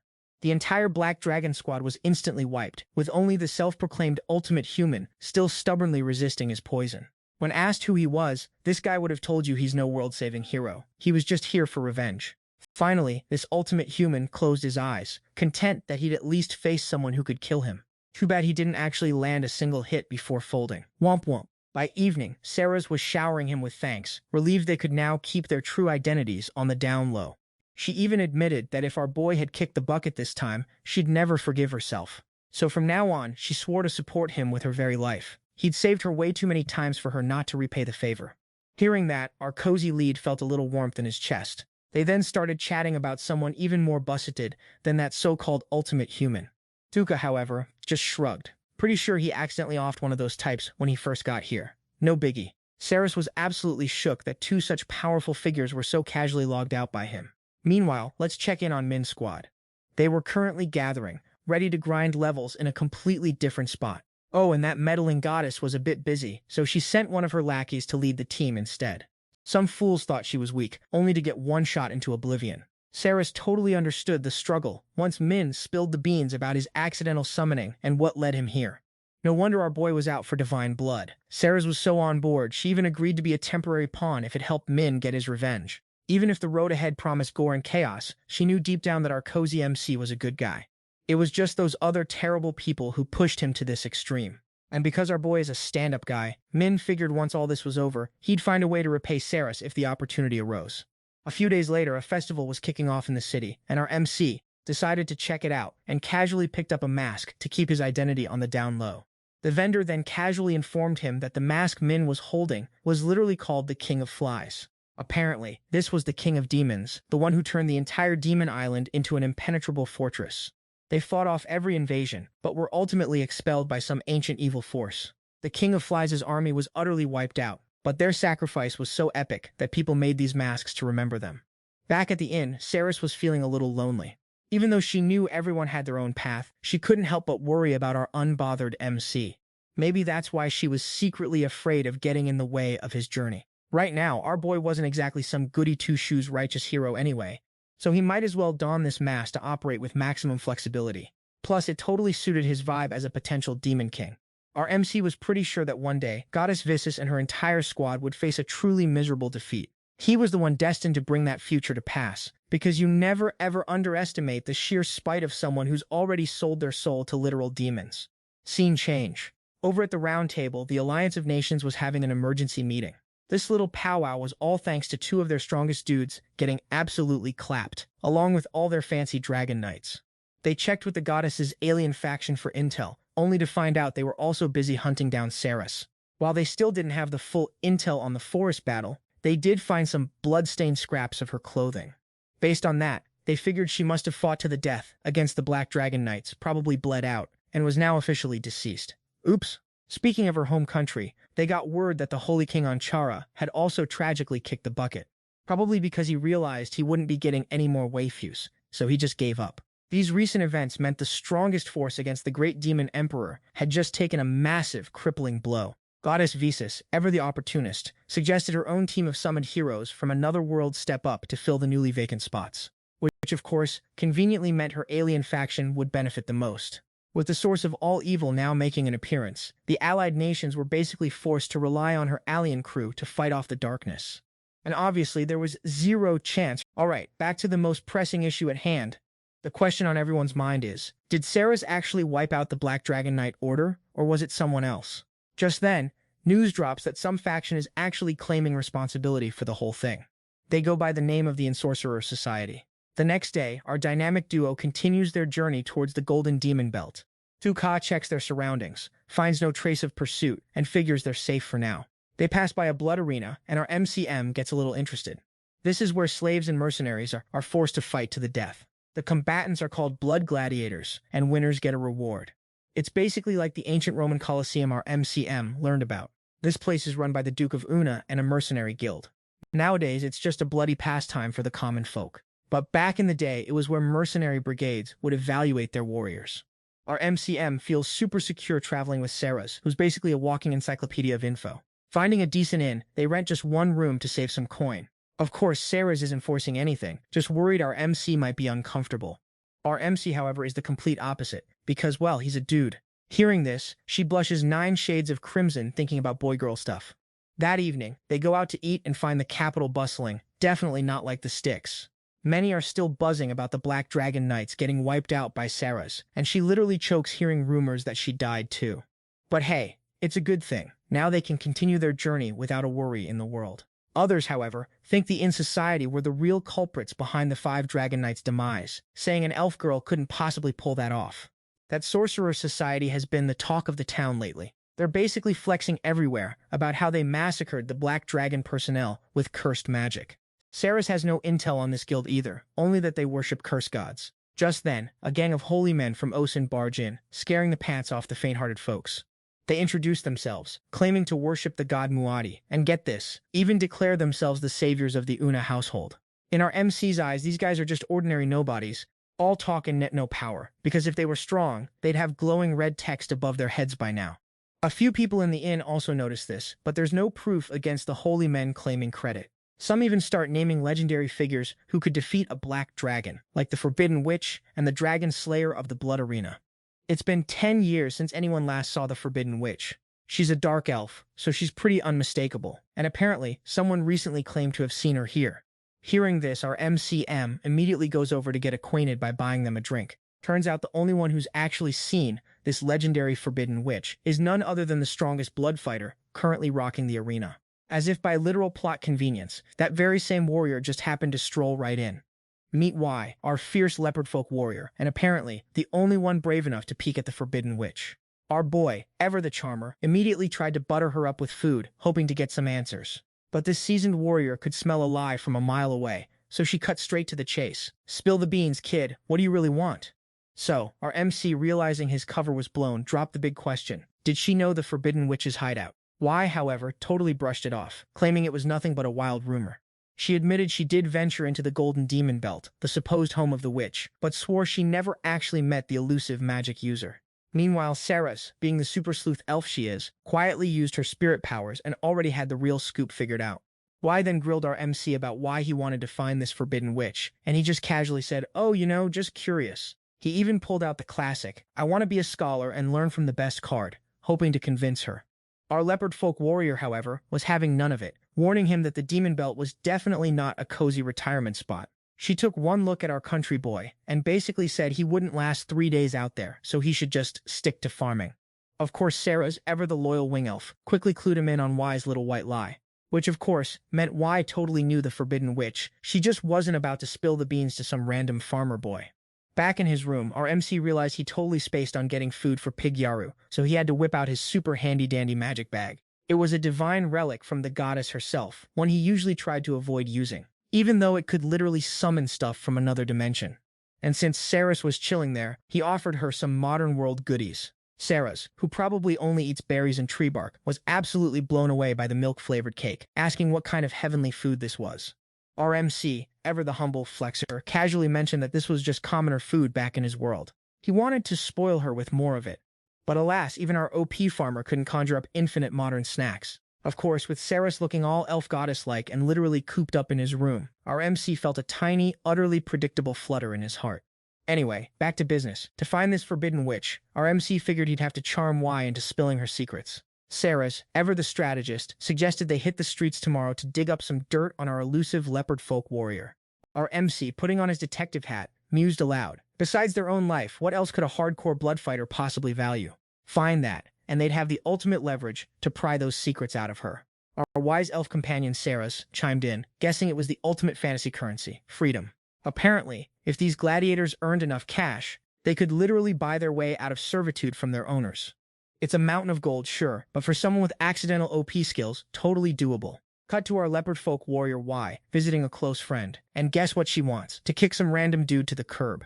That night, our dynamic duo wasn't sleeping. Instead, they were busy practicing combat stances. And, for our MC's viewing pleasure, Sarah's even transformed into her dazzling spirit form. Our MC couldn't help but notice her transformation was basically a live-action magical girl sequence, just like the anime he used to binge-watch. Her sword skills? Absolutely flawless. Her raw power? Well, let's just say she's still working on her gains. Our MC, ever the pragmatist, casually inquired about some close-quarters combat tips. See, Two's tired of being a skill-spamming peasant. He wants to pick up some manual techniques, just in case. And naturally, she agreed to personally tutor our dense yet charming protagonist. First up, learning how to grapple and restrain an opponent. This little training session made her nostalgic, reminding her of her past as a squad leader. She told our boy to go ahead and attack, but strictly physical, no cheap skill shots. He threw a punch, and just like that, he was effortlessly grappled and joint-locked. Out of nowhere, a rogue drop of water landed in a very sensitive spot, startling her into letting go. She was absolutely drenched in sweat, but our dense MC was oblivious, so the training continued. A bit later, she grabbed his shirt, ostensibly to wash it. Definitely not to discreetly sniff it, because she's already falling for our unbothered country boy. After a good deep inhale, even she wondered why she just did that. Just as she hoped no one saw her weird shirt-sniffing ritual. Who should appear but Two himself? Our MC was just looking for his shirt, only to find out this cute elf had already taken it upon herself to do his laundry. Later, at bedtime, our unbothered king couldn't help but stare intently at his female companion's impressively round and full harvest. He really had to pat himself on the back for being such a good, decent man. Any other guy would have totally folded and probably accidentally done something by now, especially with those kinds of invitations. Saras woke up, noticed our boy wasn't sleeping, and casually mentioned her elf tribe has some pretty cool concoctions for mind relaxation. She had 3 kinds on hand, one for deep slumber, and conversely, others that could keep you wide awake and very energized. To enhance the flavor, our MC, ever the gourmet, decided to add some milk and heat it up. With the herbs mixed in, it was truly a masterpiece. Except Sarah's, being the adorable klutz she is, accidentally dumped all of the herbs into her own cup. Oh, and guess what? It was the energizing kind. Two ever curious wanted a sip too, so they decided to share. His cute elf friend had to apologize for her, shall we say, enthusiastic potion mixing skills. Soon enough, thanks to the massive overdose, their excitement levels skyrocketed. They had to frantically try and keep their hands to themselves. Sarah's, being the ever-helpful waifu, even offered to help him relieve his tension, but our dense MC, of course, politely declined. This utterly baffled her. "You mean you're not interested?" she asked, genuinely surprised. Usually, men fall instantly for her generous spirit and other prominent features. This guy just took a literal aphrodisiac and is still as unbothered as a house cat. Plot twist. Our boy was feeling the effects, but his deep-seated desire for revenge was stronger than any physical urge. Revenge still reigned supreme on his to-do list. Once that little detail was sorted, then hearing this, Sarah's was totally ready to help him clear that annoying obstacle. Which, let's be honest, wouldn't hurt her chances of, being an item with our cozy lead. The next day, they split up to gather intel on our resident cat girl, and sure enough, they hit pay dirt. Turns out she was originally a slave sold into the arena, primarily because her beastkin lineage was a hot commodity. But plot twist, her insane fighting prowess is what truly captured the crowd. Ever since, she's been an absolute beast in the ring, fighting for 3 years straight without a single loss. Tomorrow marks the grand finale, her very last fight in the arena. Our cozy lead figured she'd already earned enough to buy her freedom, meaning trying to bribe her for info would be a bust. Sarah's, however, dropped a truth bomb. She'd actually earned her freedom money 2 years ago. But someone else hadn't been bought out yet, so she's been fighting tooth and nail all this time. Problem is, the life of a blood gladiator isn't something you just casually walk away from. Especially for the strongest ones, their retirement match usually ends up being their actual death match. It's highly likely that crooked arena management rigs the game, making sure anyone trying to leave faces a sudden accident leading to their demise. Hearing all this, our genius MC suddenly had a brilliant idea on how to get that info from the cat girl. Right after, the dynamic duo went to confront the leopard warrior about the danger staring her in the face. At first, she thought they were just trying to pump her for intel on the Forbidden Witch, so she naturally lied. Too bad for her, our crew has a built-in bullshit detector. Cutting straight to the chase, our MC offered to help, explaining how the organizers were totally plotting to ensure she failed and died in tomorrow's fight. His altruistic reason for helping. She was the only one who knew anything about the Forbidden Witch. He then casually asked if she didn't want to run away with her little sister. Realizing they'd dug up dirt on her sister, she instantly bristled. Saras pointed out how much she'd fought over the past 2 years, all for lie. So if she didn't escape now, all those 2 years of effort would literally go down the drain. She thanked them, but insisted she couldn't just ditch tomorrow's bloodbath.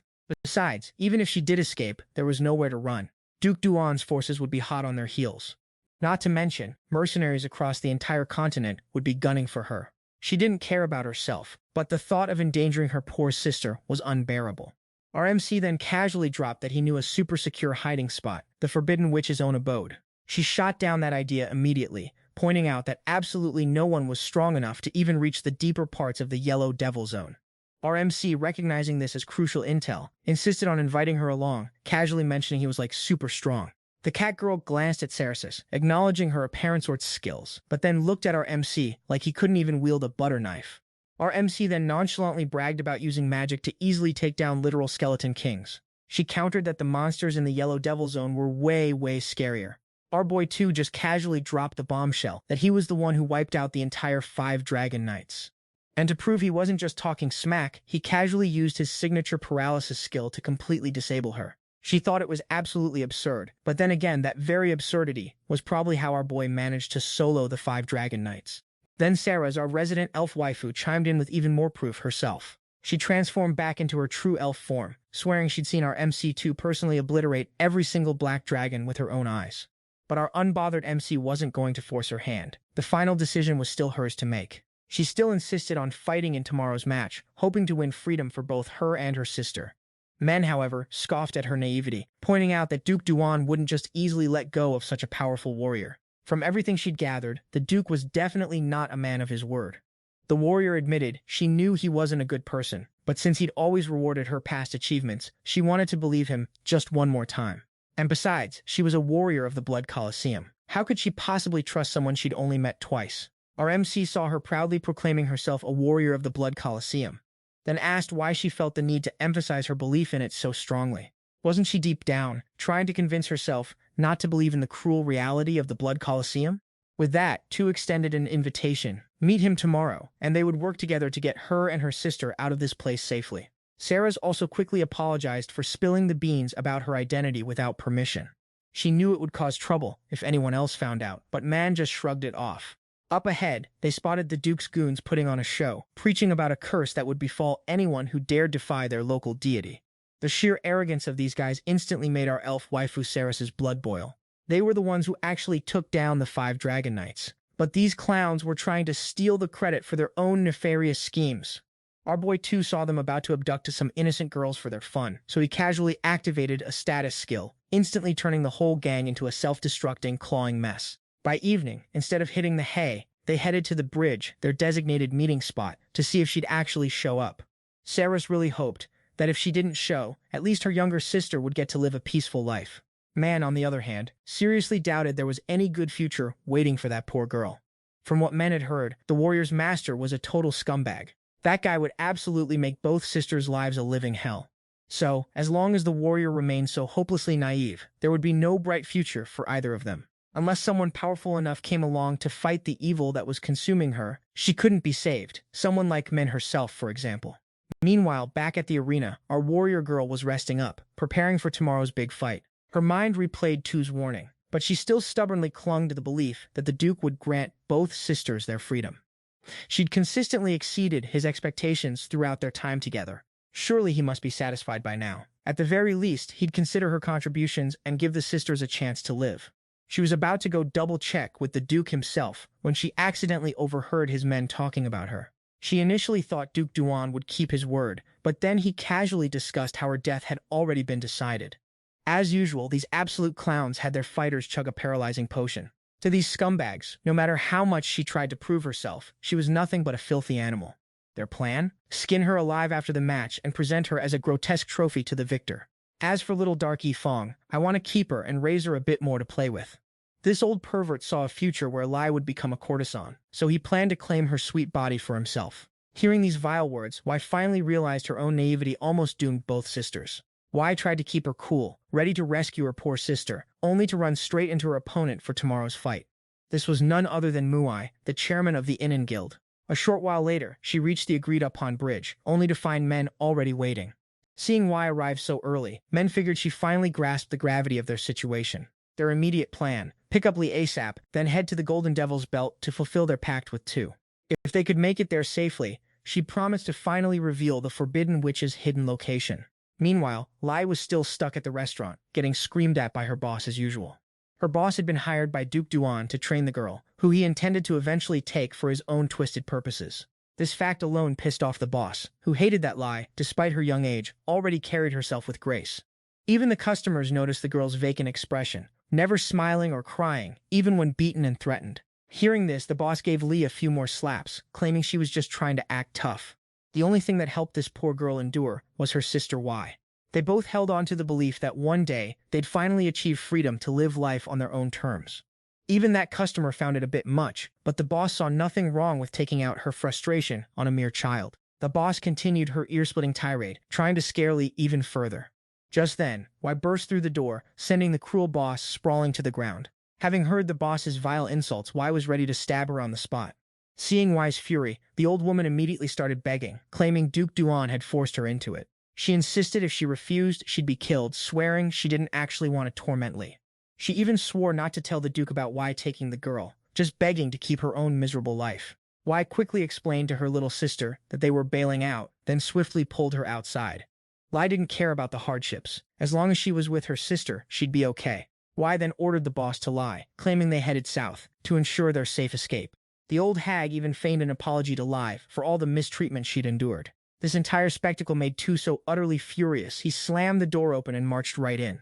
This fright made the other girl panic, helping men realize Lai's predicament wasn't so. Our MC saw right through that old hag's act. She was just trying to send the two sisters away to deal with things. This old hag, thinking our boy was weak, instantly dropped her facade, threatened they wouldn't be safe, and cackled like she'd hit the jackpot. M then explained Lai's reaction, how she'd shown fear after hearing the loud noise. It's because she's used to seeing things like that every day, just like he was when he was a kid. Letting this waste of space live was completely unnecessary, so he hit her with an immobilization and poison combo to make her slowly disappear. The sheer agony made the old hag see M as nothing short of a monster. He just shrugged, saying, "You're all the same, really," then decided to stage the whole thing to look like a simple robbery. He wasn't even worried about going to hell after all this, as long as it got him one step closer to getting revenge on that high and mighty goddess. With that sorted, he casually reunited with the others in the underground sewers to make their escape. Y asked about the old woman, and M just said, "Yeah, I did what needed to be done." The two sisters then decided to properly introduce themselves again. To earn their trust, Tu introduced himself by his real name, and Lee promised to do anything, as long as she could stay with her sister. He also warned them their next destination was seriously dangerous, but if they stuck together, they'd make it through. The older sister then asked about a strange sound coming from M. Tu, forgetting his manners, pulled out his little companion, Pigyaru, to say hello, which instantly charmed the younger sister.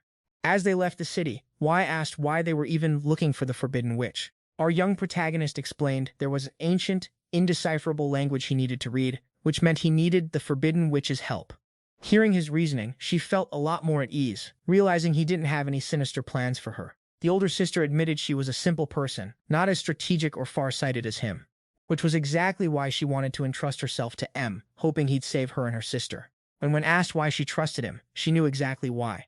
She reasoned that if he truly wanted to, he could have used far crueler methods to force the Forbidden Witch's location out of her. But M didn't, and he didn't even use the little ones to threaten anyone. Even if his actions looked a bit sketchy on the surface, the good truly came from his heart. She realized that trust in someone isn't measured by how long you've known them. Hearing her reflection, Tu seemed satisfied, thinking this was a good lesson for her. They quickly prepped some horses for a speedy escape. Cyrus, the older sister, noted how genuinely kind M was for promising to fully protect her and lie. He did all this because he suspected Y had some connection to the Forbidden Witch. Having her by his side would definitely make talking to the witch much easier if they ever found her. And then there's Lai, who shared the same race as the Forbidden Witch. They were both dark elves. This connection was definitely no coincidence. Maybe saving Lai would even earn him some good karma with the young witch. Saris couldn't help but be impressed by his strategic mind, always thinking 10 steps ahead. Saris, however, didn't really see this as a good thing, since it all ultimately served his own personal agenda. Still, she absolutely refused to stand by and watch a child suffer the same terrible fate she once endured. Children, after all, deserve nothing less than joy and laughter. Just as things were getting cozy, the gang spotted the Duke's elite soldiers hot on their trail. Given that Yi, a crucial warrior, vanished with Li Bao, it begged the question, why so many soldiers for them? She also mentioned a suspicious encounter with Mi before leaving, strongly suggesting he's the snitch who ratted them out to Duke Duan. She humbly apologized, then tried to go full lone wolf on them, but Tukacha wasn't having any of it. Turns out, she's the one holding the forbidden intel, the location of the infamous cursed witch. So his plan? Everyone fights together, while two horses go full decoy mode to distract a whole squad. As for the rest of those goons, Sarah's and he would deal with them, fast. He tasked him with protecting the younger girl, reasoning that their faces hadn't been compromised yet. But the enemy? They were surprisingly clever, making this little skirmish a tad more challenging than expected. Turns out, Modi and his cronies had picked up on some minor details, making them hyper-vigilant. They even confidently declared for those inside to surrender, as their brilliant plan had already been exposed. Sarah's then stepped out, masked and ready, effectively playing the role of the king's loyal swordsman. This villain, MJ, then pulled out the classic surrender Eva, and you'll be spared cliché, even offering to let the girl join his cursed sorcerer's guild. Refuse, and she'd face a curse so potent it'd make her wish for death. He even bragged that not even the legendary 5 Dragon Knights could withstand its power. Sarah's, playing coy, feigned submission, slyly asking if this M was truly the ultimate harbinger of humanity's doom. He, of course, gloated, admitting that every single black dragon had succumbed to his notorious curse. Sarah's then submitted, her only condition being the guaranteed safety of the other two. The very next second, as she tried to lead them deeper into the forest, they were abruptly cut off. But the villain wasn't stupid. He instantly saw through her ploy to lead them into a trap. When pressed for a reason, this shrewd antagonist pointed out the glaring inconsistencies in her story. If she truly intended to hand over the two, a small escort would have sufficed. But for her to insist on everyone coming along, that screamed trap louder than a goblin wedding. She simply shot back, "Oh, and didn't you just brag about your super-duper curse? What's there to be afraid of then?" But he wasn't buying it. Simple. Because he wasn't the one who actually took down the legendary Black Dragon Knights. Regardless, this guy's crew, they were all proud inheritors of the notorious Assassin's Guild's legacy. Even though isekai heroes were constantly hunting them, they kept up the Assassin's Guild's dirty work, pretending to be sorcerers while only knowing how to use poison, not a single actual curse among them. Modi then proudly boasted about the incredibly complex proprietary poisons his crew had concocted. This super-secret poison was handed down by some veteran assassins, letting them off enemies without leaving a single trace. The sudden demise of the legendary Black Dragon Knights? Yeah, they took credit, skyrocketing their rep to a whole new level. Everyone just assumed those ridiculously powerful knights died from a curse. So of course, these guys stepped up to claim all the glory for themselves. Because, who really knows if curses are even a thing in this world? And if you dared to question them, a taste of their special synthetic poison would instantly log you out of existence, no questions asked. Sarah's, ever the intel queen, dug deeper and found out their grand scheme. Turns out, they wanted to use Duke Duan's family as a stepping stone, planning a hostile takeover of the country's political scene. And ultimately, this Guld was going to seize control of the entire kingdom. Classic villain move. But back to the main event, their leader, the big bad, wanted to know where Sarah's teammates were hiding. She casually told him it was just her and those two sisters with her. Smooth. But come on, she couldn't fool this guy. He's not that dumb. He knew there was no way she'd try to take on all his goons alone. She's good, but not that crazy. To back up her story, Sarah's dramatically peeled off her mask, revealing her true identity. Turns out she's the infamous lady the Black Dragon Knights were chasing. Plot twist. But he still couldn't wrap his head around how one girl could take down peak human warriors, let alone the entire Black Dragon Legion. M, the big bad, then decided to flex by introducing his two ultimate strongmen. One of them was actually Eva's next unlucky opponent in the upcoming match. And get this, they were the brothers of that other goon who tried to hunt her down way back when. Talk about a small world. But while M was flexing, Sarah's was already completely surrounded by Muji's grunts from all sides. With no other choice, our cunning Sarah's had to play along and pretend to surrender. And of course, this creep Muji, seeing Sarah's, decided she was delicious enough to make his queen and pop out his future heirs. Gross. He tried to play it smart, but let's be real, he's just a glorified idiot. He knew Sarah's crew had already taken down a Black Dragon Knight, but still thought he could go toe-to-toe with them? Big mistake, buddy. The grand finale for all of Muji's goons? Instantly getting paralyzed by the ultimate immobilized status effect from our main man men. Our boy too decided it was time to show these chumps what a real curse looks like, peasant style. Muji, completely oblivious, started asking where his reinforcements were. Turns out, while he was busy flapping his gums, men had already solidified a casual 15 of his best guys. In reality, those suspicious signs Muji thought he was so clever to spot? Yeah, those were exactly what Tu wanted him to see. Classic bait and switch. This, my friends, is what we call a bamboozle within a bamboozle. And just as Tu predicted, Muji was completely overconfident, thinking he was the smartest guy in the room. Nobody, and I mean nobody, could have predicted that our cozy farmer had such an insane long-range attack radius.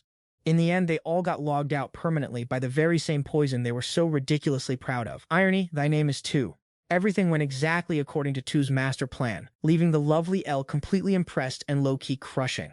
Our MC then gave her a shout-out for her absolutely flawless, Oscar-worthy performance in stalling for time. Teamwork makes the dream work. Even so, their enemies were still swarming like ants at a picnic. They came right back after realizing those two horses were a setup. Tuka was going to team up with Pigamaru again, but seeing his little buddy look tired, he decided against it. Our boy knew that and wanted to step up himself. He couldn't just let M do all the heavy lifting. Meanwhile, Saris would stay behind to protect Lee. Relying on her primal instincts, the leopard girl instantly sensed the enemy numbers and relayed the info to our boy, who let them get within range before activating a status effect skill. The old Duke and his crew were also there, and he was super confident since he brought along a ridiculously strong minion. Tu's immobilization skill had already hit its 80-person limit, so he had to switch to another ability. It blinded the enemies, leaving the cleanup duty to our boy. The remaining soldiers, realizing they were completely outmatched, immediately fled. Tubro wanted to make sure everyone present here died, so he switched into hunting mode. And just like that, the dynamic duo teamed up to take down a ton of soldiers. Saris occasionally fired off some supporting arrows from the forest, so everything was totally under control. Duke Duan also went absolutely wild from here, and without even needing to use her main skills, she thanked our boy for giving her the chance to activate her wild warrior bloodline and fight like this. The leopard girl felt incredibly excited. She wiped out all the enemies, leaving only that scummy old man. He tried to bail, but Tu's skill had just recharged, instantly immobilizing his opponent. Falso stepped in for the finishing blow when this guy tried to pull some shady moves on Lai. The hunters turned out to be the hunted, so our boy told Saris to take his little sister and get their bags ready. He still had some work to do with the bodies of the Inon Guild. Turns out, he just discovered a new skill that allowed for absolute zero freezing. After shattering them into pieces while frozen, they could completely dispose of all the Sorcerer's Guild bodies. The villagers already believed they were the ones who killed the supreme human, so our boy wanted to keep them as the culprits until their very last breath. If anyone found the bodies of this Sorcerer's Guild, that belief would be shattered. The next day, news of the Sorcerer's Guild disappearing reached the ears of a certain king. He had planned to use them for his schemes, but now that they'd vanished, it was proving to be a headache. Meanwhile, it had started pouring rain, and Saris was completely drenched. She took a bath and changed clothes, which made Lee gaze in awe and ask if her body would ever be as beautiful as her big sister's. Lai worried that if her chest didn't develop, she'd be mistaken for a man in the future. Saris also dropped some wisdom, explaining that all the ideas those other people had imposed on her little sister were just plain wrong. Even if their grappa fruits weren't big, they were still women. From now on, Saris wanted her little sister to only listen to the words of those she truly trusted. Saris herself would also spend more time talking with Lai. After the battle, our MC Tuka let Lee get some rest. Saris offered to stand guard while he slept, but our main man wasn't about that. Then Saris, trying to be a little cheeky, tempted him to rest on her lap. But our MC, being our MC, instantly turned the tables and teased her back. Our MC knew Saris was exhausted, so he just wanted to tease a bit. But she, being the earnest waifu she is, actually went through with it. Savage. And of course, Saris was instantly flustered and embarrassed by her own move. Peak tsundere behavior. Our main man, ever the curious type, also wanted to gently poke at her elf ears, for science. So Tuka, being the unbothered lead, gently touched and stroked her ear, making our elf waifu a little ticklish. Pretty sure no one has ever been this casually intimate with her before. Our MC breaking barriers. Which, by the way, she secretly kinda loved. Saris then casually asked if Tuka had any special feelings for Lion herself. Classic harem bait. Because after journeying together, she'd noticed how genuinely kind he was to everyone. Tuka explained that it was similar for Saris as well. All four of them, our little found family, had their own struggles and pasts.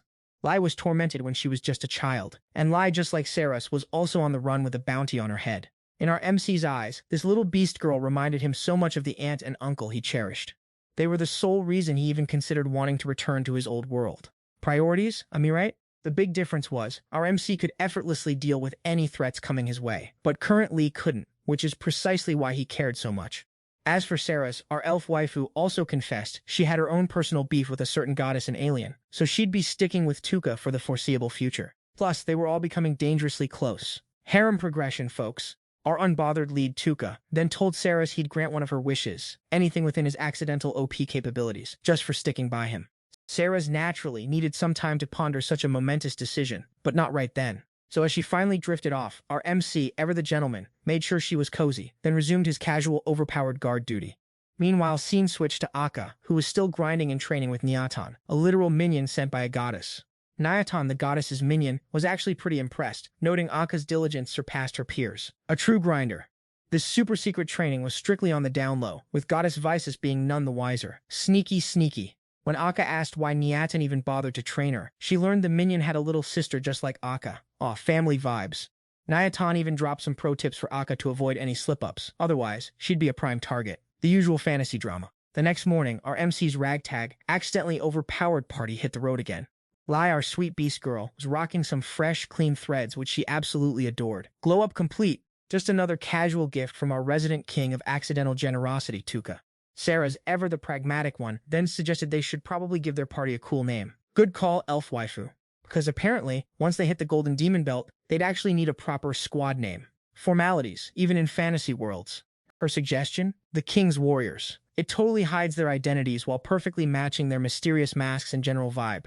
Smart elf is smart. The two sisters instantly agreed, leaving our MC no room to object. And just like that, the newly christened King's Warriors set off towards the distant Golden Demon Belt. Waiting for them, there was a massive, ominous tree known as the Defiled Ancient Tree, a cheerful symbol of the Deadlands. Our guy also had men pour some magic into his hand. Instantly, a map shimmered into existence. Turns out it's a special crest, passed down through the tribal chief's bloodline.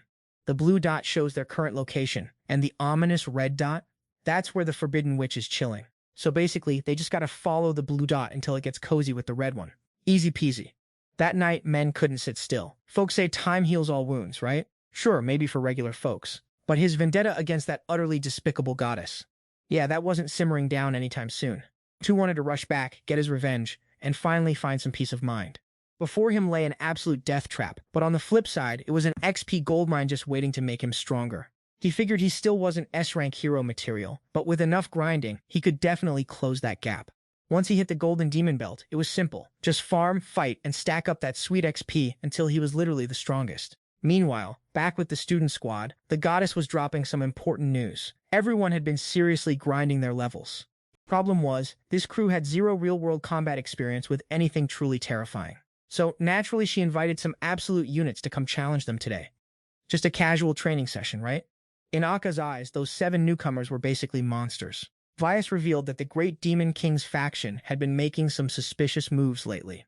And rumor has it, the next battle is going to be an absolute unprecedented next-level bash. So Alien's heroes need to push themselves even harder until that war inevitably kicks off. Plot twist. Her real goal was to head straight for the Golden Demon Belt and pick a fight with the Forbidden Witch. Meanwhile, Tu's group had already made it to the Golden Demon Belt. Today, Lai was hauling everyone's gear to lighten the load. Even though the others didn't really need it, seeing this girl so gung-ho, they just let her do her thing. This also boosted the group's chances of survival, because unhindered, Sarah's and M could fight more freely. And just for extra peace of mind, he had Pigyaru keep an eye on their surroundings. For now, they had plenty of water and food. The real problem, though, was the local wildlife. Our guy Y instantly felt a disturbance in the force and shouted a warning. Everyone immediately executed their pre-planned strategy, ducking down and waiting for the monster to get closer. It looked pretty similar to that lizard they'd tangled with back in the junkyard ruins. Since he wasn't exactly sure of its power level, our guy decided to play it safe. Y would take aggro, allowing the other guy to easily use his immobilization skill. Luckily, every debuff they threw landed perfectly on this thing's body. He just really hoped his skills wouldn't get nullified out here in the Golden Demon Belt, because that would be so. After achieving his initial objective, our unbothered lead casually noted how weak this monster actually was. It looked similar to a demon beast he'd encountered back in the desolate ruins, but even that one was a higher tier challenge. If this was the best they could do, then his squad had absolutely nothing to worry about. Saras popped over to ask what he was up to, only to find out he needed to gather some materials. He had a hunch he'd seen this creature in the Great Sage's books, so he handed it over to his friend to find.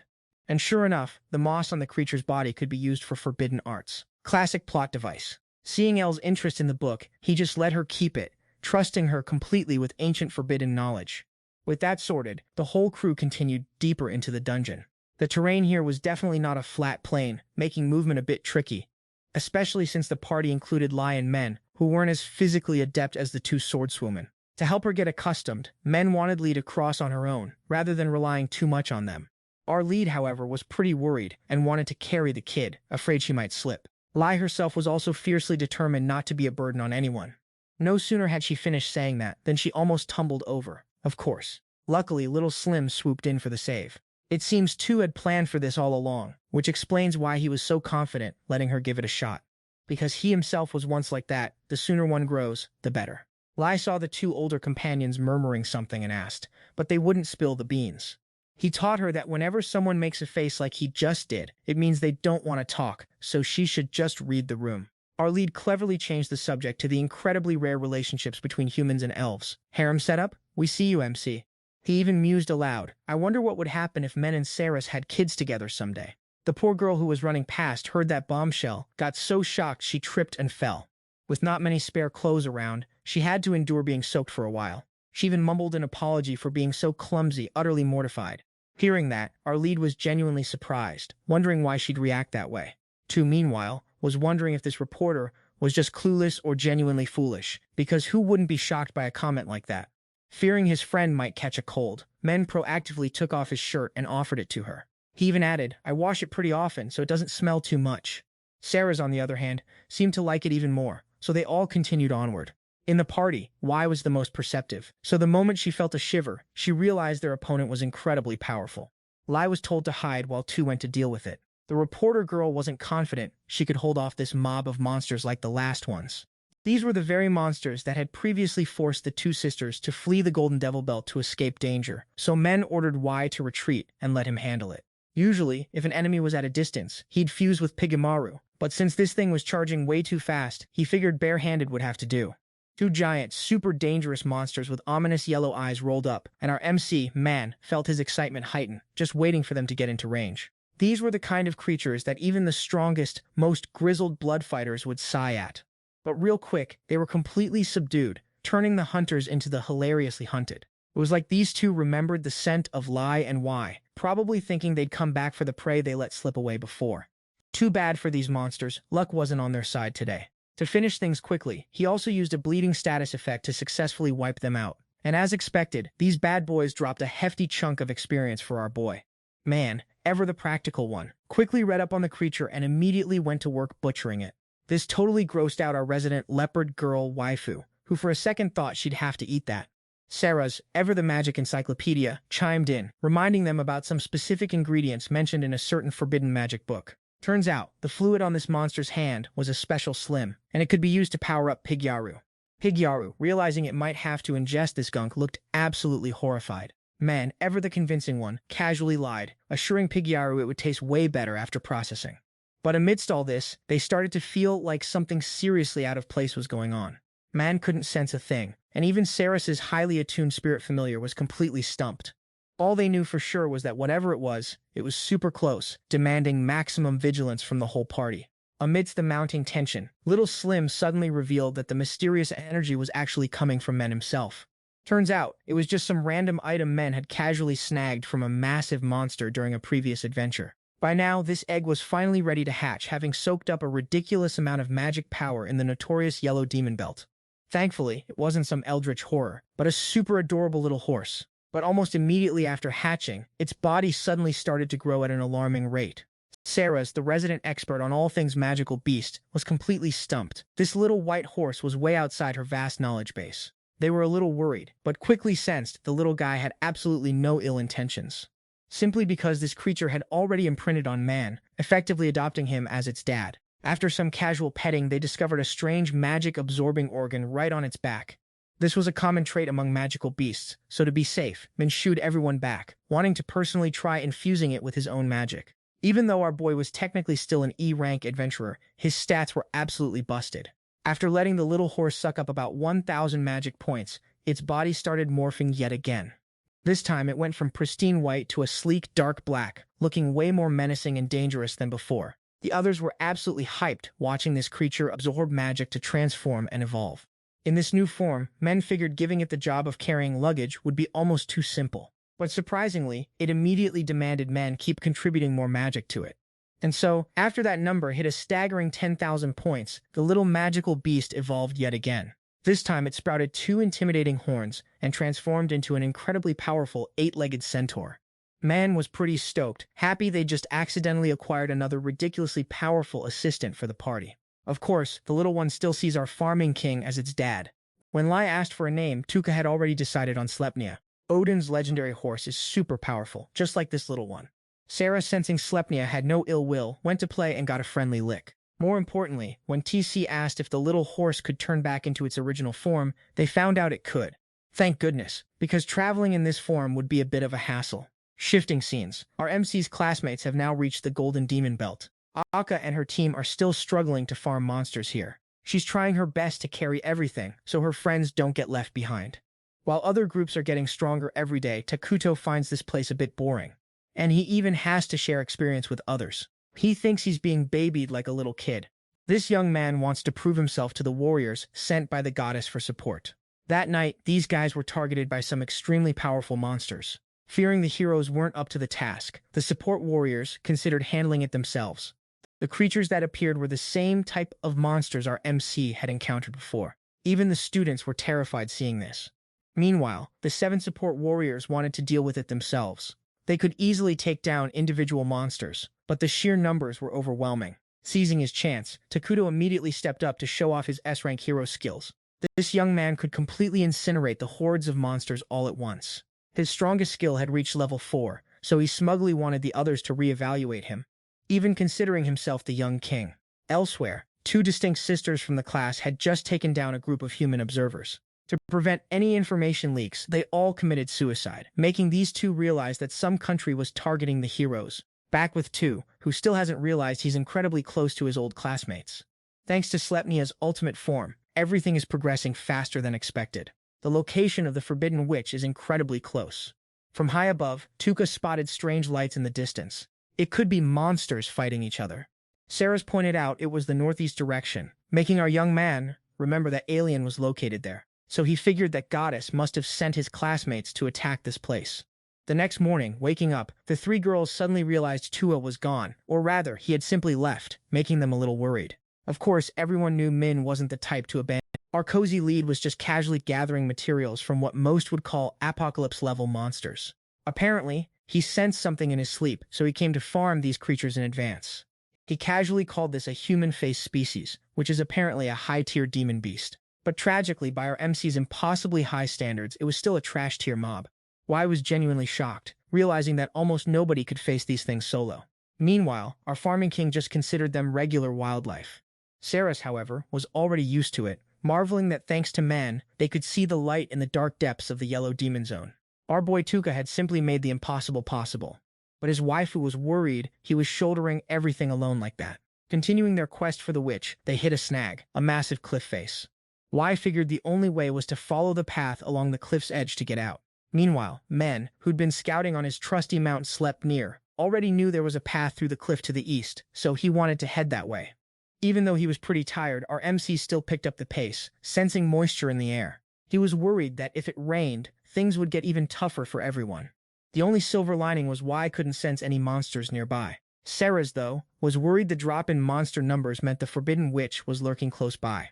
Tuka also checked in with Lai, asking if she was okay with all this constant danger. She admitted she was pretty scared, but having the main crew around helped a lot. Honestly, she said, adventuring like this was still way better than her past life in the city. Plus, Saras had already promised her that as long as Tuka was around, they'd always be safe. RMC, ever the humble one, called that blind faith, warning them not to trust someone like him.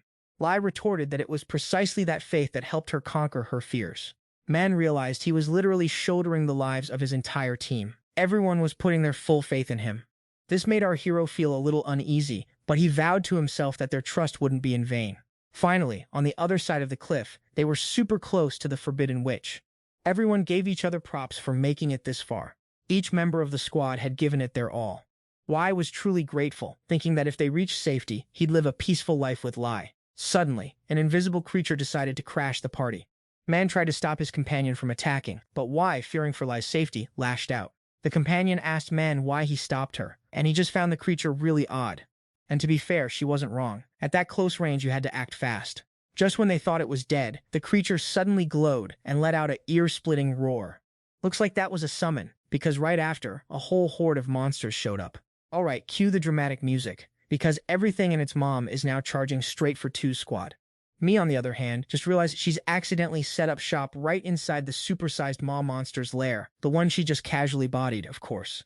Turns out this particular beastie was a VIP, which explains why its funeral drew such a massive, uninvited monster crowd.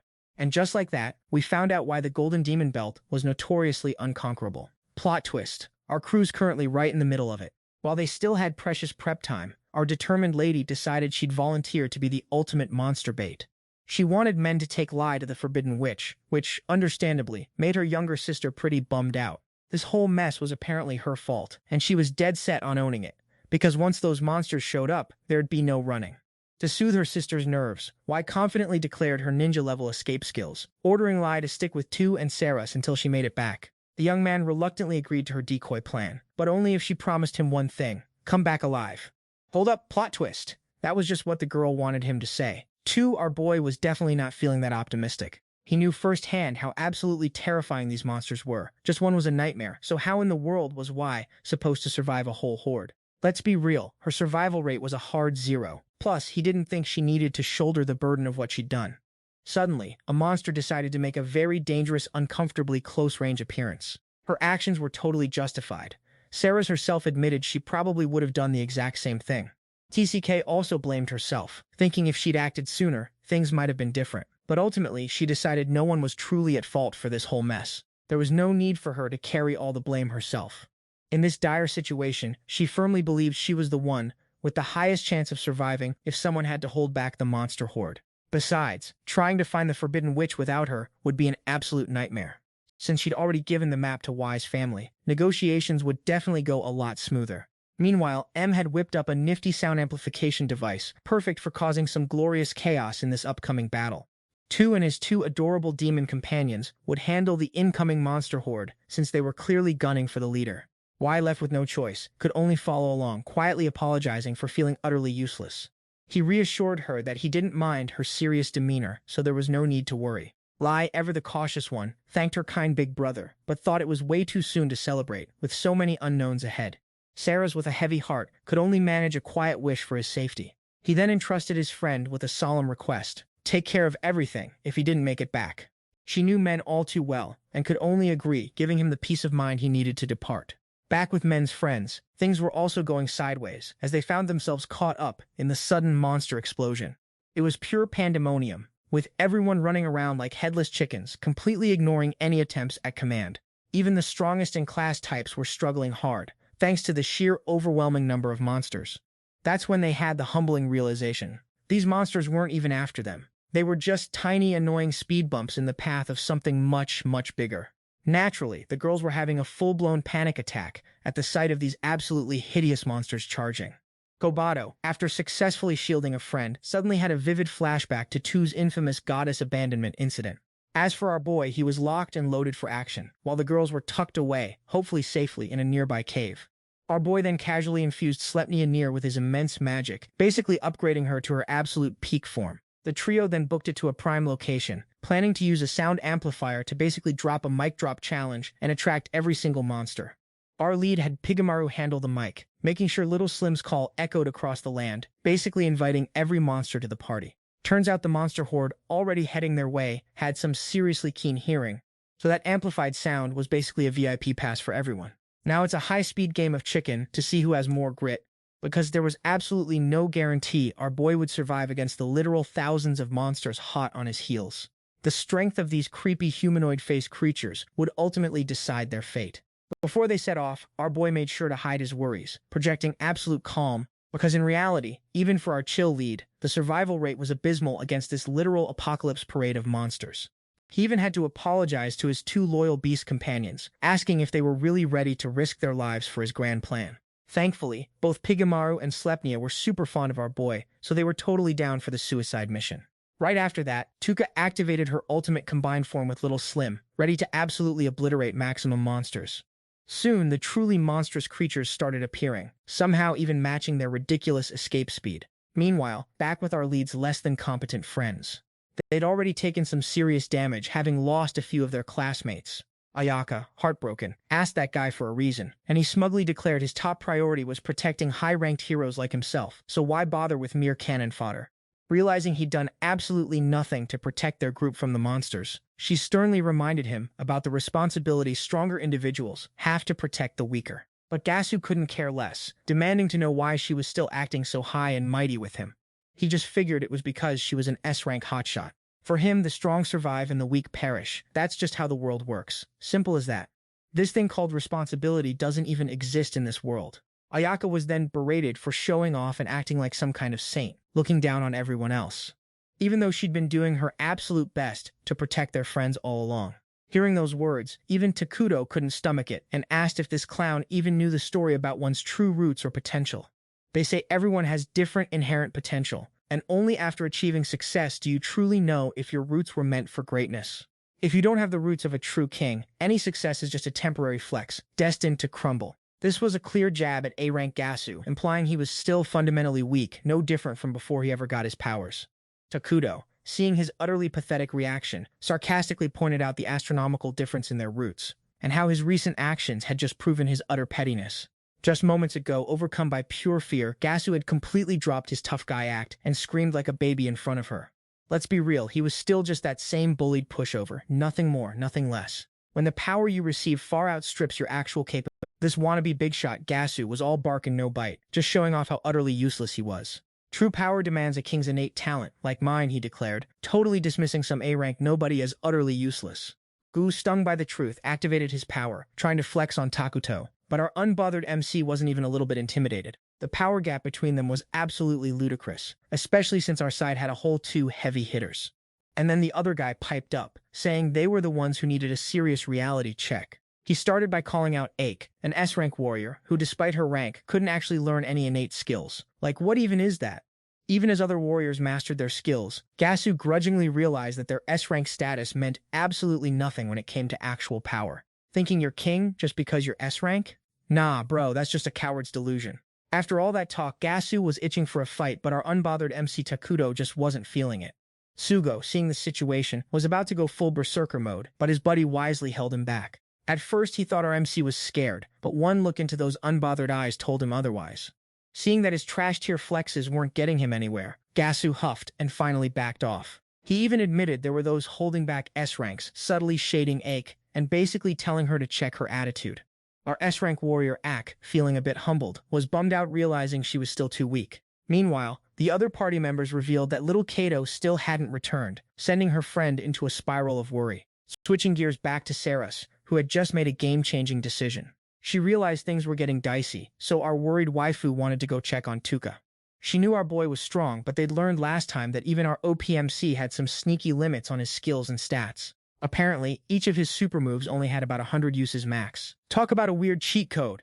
And with a horde of monsters hot on their heels, our beastkin waifu was seriously panicking about Tuka's safety. On top of that, Tuka was apparently running on fumes. Ever since they entered the Golden Demon Zone, he'd been getting the least sleep. She figured he had used some kind of sleeping spell on them so everyone could rest easy, while he was the one silently standing guard against the monster hordes. Talk about a responsible MC. That's why every single morning, they always woke up after him. Classic unbothered protector move. She declared that she could totally wipe her presence from this forest terrain. Sneak skill, 100. Plus, she had night vision, so no more worrying about giving away their position by needing to use light. Stealth mode activated. Would be safer if she went to search alone, so she asked her friend to stay back and protect Lai. She figured if the others got seriously hurt, only she had the strength to get everyone back to safety. Losing him would mean losing all hope, so even if it cost her own life, she swore she'd bring our MC back safe and sound. Saras even apologized, realizing she should have taken charge and made decisions to protect her teammates while Tuka was gone. And in that moment, she realized just how much this girl truly loved our boy. Another waifu secured. Saras didn't deny it, proclaiming she would happily dedicate her whole being to him. Yep, definitely a top-tier waifu. Lai was the most conflicted, torn between wanting Saras to stay put and desperately wanting to ensure Tuka's safety. The beastkin girl, understanding the heavy situation, reiterated her instructions, urging the younger girl to heed Saras's words. And then the little elf waifu stepped up, promising to protect her at any cost, finally easing Saras's worried mind. The monster stampede is still going strong, with their numbers looking totally unfazed and still coming in hot. Tuka had Piggymaru conjure up a literal mountain of tentacles, just to trigger his rage state, which of course made the monster horde go absolutely bonkers and start slaughtering each other, just casually buying him a few extra precious seconds. And naturally, it also conveniently blocked the progress of the monsters behind them. But because these are fantasy monsters, the stronger ones just started devouring their weaker kin to keep the stampede going. Our boy waited for them to get in range before popping an immobility skill, but that only bought him a measly few seconds. Plus, the creepy human-faced creature in the middle was apparently immune to his tentacle shenanigans, still totally unharmed. He just asked his two adorable monster companions if they were still good to go, and of course they were. Then, the heavens decided to open up with a torrential downpour, muffling sounds like crazy. Our boy couldn't even use his ears to sense any incoming monsters anymore. And his visibility? Practically zero. Not to mention, controlling both Sleipnea and Pigyaru in this chaotic state was draining his energy at an alarming rate. At this pace, he'd be completely out of MP in a mere 10 minutes. Classic problem for our unbothered lead.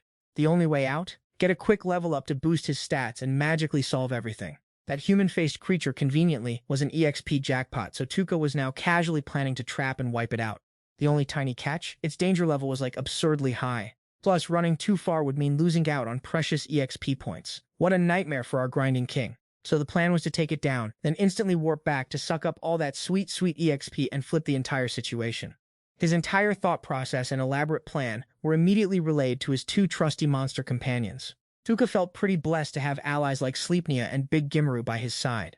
Our man was already level 1900 with an insane HP pool, so a one-shot death wasn't even on his radar. Time to casually take a huge risk. After turning around to face the monstrous horde, he activated his enemy blinding skill and an instant poison debuff. The cost? Every single MP point he had. Totally worth it. Thankfully, right before his MP hit 0, they had perfectly timed their arrival at the human-faced creature's location to scoop up some fresh EXP. After a casual 20-level jump, his stats were instantly refilled, letting our unbothered lead continue his grind. Pigyaru then started whipping up piles of tentacles, specifically targeting the tougher monsters.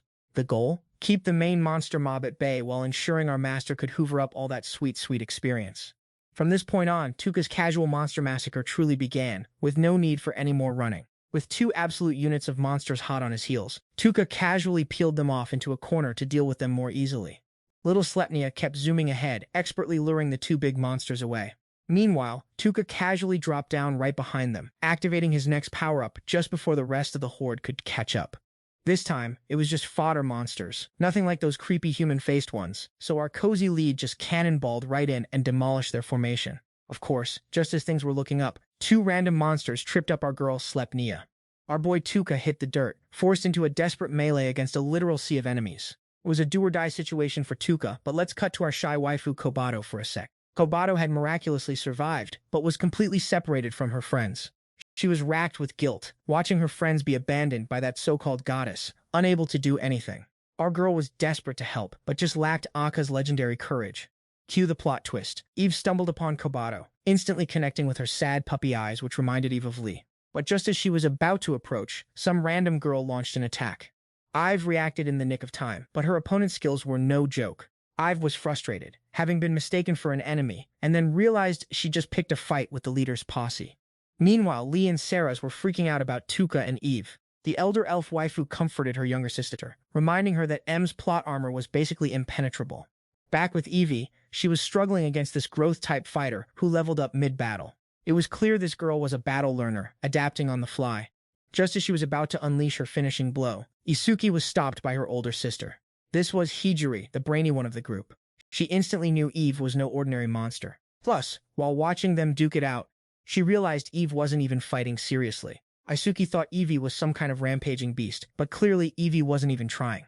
Thank the heavens, Hijiri actually had some brains, unlike the usual brain-dead monsters they'd been bumping into in the forest. I mean, full plate armor and a sword? Come on, should have been a dead giveaway she wasn't a monster. Eve was speechless, but she couldn't really blame them for reacting to a sudden ambush. Hijiri stepped up, apologizing for her hot-headed sister's actions. Turns out, our Panther girl's vocal cords were out of commission, so she couldn't exactly chat. Isuki also bowed in apology, admitting she'd jumped to conclusions, thinking her friend was under attack. The two sides exchanged pleasantries, and with the misunderstanding cleared up, they agreed to go their separate ways. The three girls then revealed they were all isekai just like Eve, instantly confirming Eve's suspicion that these were her long-lost friends. After hearing our Panther girl's name, Hijiri suddenly recalled hearing rumors about her. When asked what she was doing in this wild forest, our girl straight up said she was looking for her master. Hearing this, Isuki immediately realized the master she was talking about If you can survive a monster wave, you're probably beefy enough to clobber these eradicator beasts. Seeing how cunning the enemy was, the leopard lady flat out stated that to her master, these eradicator monsters were just common fodder. After saying her piece, she left to continue her search. Meanwhile, our MC was still casually wiping out tons of monsters. Energy wasn't an issue anymore, but more importantly, Pigyaru and Sleipnir were running on fumes. Noticing this, our MC decided to wrap things up quickly so they could all get some well-deserved rest. He praised his two magic beasts, telling them they did an amazing job overcoming the immediate dangers. Our boy 2 himself was a little dinged up from that fall earlier, but luckily, no bones were broken. Our man's current level was over 2,000, but even with stats soaring, his stamina and injuries weren't magically healing. Plus, he could still sense more monsters lurking around. This one was an extremely cunning eradicator beast, always keeping a safe distance to observe. If you couldn't see it, you couldn't land a hit. Our boy 2 decided to just dip, realizing it wasn't a good idea to directly confront this type of monster. But the monster, realizing his intentions, immediately popped out, ready to attack. Our MC told Sleipnir to keep its distance and wait for an opening. Since it already knew his skills, this beast brought 2 corpses along to use as shields. As a result, his abnormal status skills became completely useless. Plus, it could attack from a distance with magic, making things even tougher for the trio. A barrage of destructive beams rained down, but thankfully, our little horse, Sleipnir, had insane mobility and managed to dodge them all. Even so, the sheer number of attacks still left our MC with a few minor scratches. Because of the distraction, even one of his companions took a hit and lost the ability to escape. And just like that, they were down. Luckily, that specific attack had finally ended. Tuka called Pigyaru over and asked for a favor to help turn the tables. The eradicator beast, unable to spot our MC, started attacking wildly. After a moment, it spotted the hat our MC was wearing and immediately locked onto it, completely unaware it was just Big Gemaru in disguise. The real MC, however, had already snuck behind it, immediately waiting for the perfect moment to pounce and activate an immobilization status. This move left the monster completely unable to react. Our MC took his sweet revenge, making the monster suffer before finally finishing it off. Before letting it die, Tuka even explained his whole distraction strategy, then had Sleipnir toss him super high into the air. It was indeed cunning enough to shield itself, but against the sheer genius of a human mind, it was still way too green. Since this eradicator beast was relatively strong, it also dropped a ton of experience. Our boy 2 gained 2 levels and unlocked even more advanced skills. But for now, there was no time to test them out. He needed to find a place to rest before rejoining his companions. Their bodies were at their absolute limit, making long-distance travel a no-go. Suddenly, some random monster tried to ambush them, only to discover it was just signing its own death warrant. And Y was right there, just like our MC casually predicted, swooping in to save the day. With the monster mayhem finally over, he safely escorted everyone back home. Even our stoic MC2 couldn't help but crack a smile, probably enjoying the royal treatment. His female companion also mentioned that she had bumped into his friends on the way.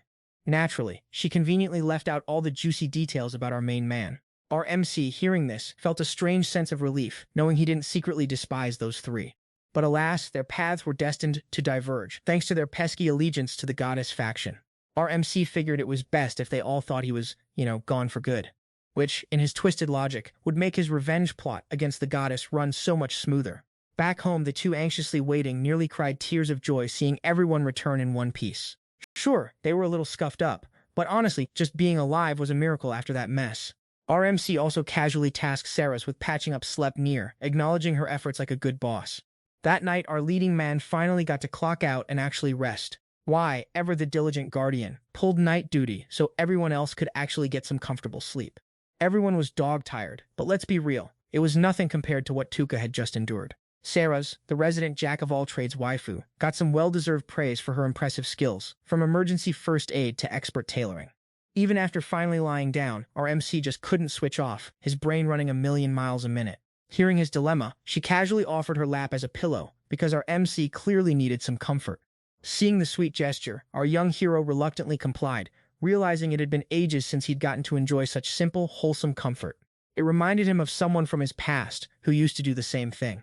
The waifu also gently nudged him, hoping he wouldn't try to carry the entire world on his shoulders next time. As a small spirit controller, she knew our MC was just putting on a brave face, acting all chill even after single-handedly wrestling hordes of monsters. That I'm fine facade might have fooled Lion Yen, but this spirit controller wasn't buying it. Because if he ever didn't manage to pull it off, things would go south fast. Our MC admitted he did appreciate her support, just maybe not when he's facing apocalypse-level threats. Hearing this, Sarah's happily chimed in, promising to fulfill any request he had, no matter how absurd. And just to make conversation, the waifu casually asked his age, surprised to learn our main man was only 17. She honestly thought he'd be way older, given his alarmingly mature mindset. Meanwhile, Tu was convinced she was a several hundred-year-old elf, only to discover she was a shockingly spry 19. Despite the age gap, our young hero was still the undisputed king of this motley crew. Sarah's, having already pledged her unwavering loyalty, obviously had zero objections to his accidental reign. And just like that, our MC finally drifted off to sleep, completely oblivious to his own blessing. Seizing the moment, Sarah's, our resident elf waifu, gently caressed his face, plotting a sneaky kiss as she was deeply in love. Thankfully, everyone else was fast asleep, meaning no witnesses to this adorable accidental romance plot. After much internal debate, our beautiful elf waifu decided to bestow her precious first kiss upon our unbothered MC. No full-on makeout session, but honestly, this was more than enough to satisfy her inner romantic. A bit later, Tu woke up, felt something odd on his lips, and casually realized his first kiss had just been borrowed. Saris, naturally, was a flustered mess, avoiding eye contact, and then had the audacity to ask him to use his skills to help her sleep. He suddenly realized he didn't know when he started trusting her so much, to the point he let his guard down, which led to this accidental smooch. Meanwhile, the three heroic comrades were making their way back to their main party. After her rescue, Kobato thanked them, then was asked why she was with Asaji's group. Aisuki was super curious, thinking her friend would fit better with the class president's faction. Kobato, however, couldn't quite put it into words. Even though Asaji could be a bit terrifying, Kobato stated she'd still stick around, hoping to help Aka someday. The next morning, the royal army resumed their journey, getting dangerously close to the Forbidden Witch's dwelling. Horace also had a secret desire, vowing to reveal it to Tu someday. She knew a one-sided confession would be foolish. If accepted, great, but a rejection would make things super awkward for the whole squad. So her plan was to woo him over first, then confess her feelings, which felt like a much safer bet. What our clever waifu didn't realize was that Tu had already pretty much figured out her intentions. But our unbothered MC understood and kept quiet, letting things play out as they were for now. Until then, he'd continue playing the role of her master, in the most casual way possible. Sarah's, on the other hand, was determined to become his most reliable sword. They finally stepped into the witch's territory, and magical imprints were visible everywhere they looked. And if that wasn't enough, something far more terrifying awaited them ahead. Upon confirming intruders, this thing self-activated, transforming into a colossal stone golem intent on capturing them. Immediately, Tu used his absurdly overpowered immobilization skill, but held back from dealing a finishing blow. Killing it would be like sending a direct invitation to war with the infamous Forbidden Witch, and our MC just isn't about that life. After venturing deeper, a breathtaking scene unfolded. With no sense of danger, he was pretty sure this was their target location. Spotting a nearby house, the group decided to casually investigate. Turns out it was just a clever facade, hiding a secret passage leading to the witch's true lair. Below, the group found a squad of golems diligently working away, completely unbothered by their presence. To open the door, a massive amount of magic power was required. Good thing our MC just happens to have an absurd amount of magic, so it was a piece of cake. As for the student group, they were overjoyed to see their Aka was about to ask what's up, but our resident scheming waifu, Asaji, was faster, already claiming her new conquest. This sly one cunningly pried about the two sisters, only to find out they were actually saved by our hero. Poor Bato knew she was still a timid, naive newbie, but she accepted it, clinging to the hope of becoming stronger one day. Hujiri, bless her heart, finally realized those friendly soldiers they ran into were actually plotting to assassinate the students. If they let that poor girl bite the dust, Aka's delicate psyche would definitely take a massive hit. The true puppet master's scheme remains hazy, but caution is definitely the name of the game. Meanwhile, back with our boy Tu, things were about to get seriously weird. Even though they were supposed to be deep underground, this place somehow had its own sky. It clicked then. That gate didn't just lead them here, it warped them to an entirely different dimension. Then, the legendary Forbidden Witch herself appeared, a stunning dark elf, to welcome her uninvited guests. Yeah, she was definitely the one in charge here. The one and only person who could even dream of deciphering the Forbidden Spellbook introduced herself as Erika Envel, better known to the world as the Forbidden Witch. Our boy too was absolutely ecstatic. His deepest wish was finally about to come true. He knew it wouldn't be long before that wretched goddess finally paid the ultimate price for her wicked deeds.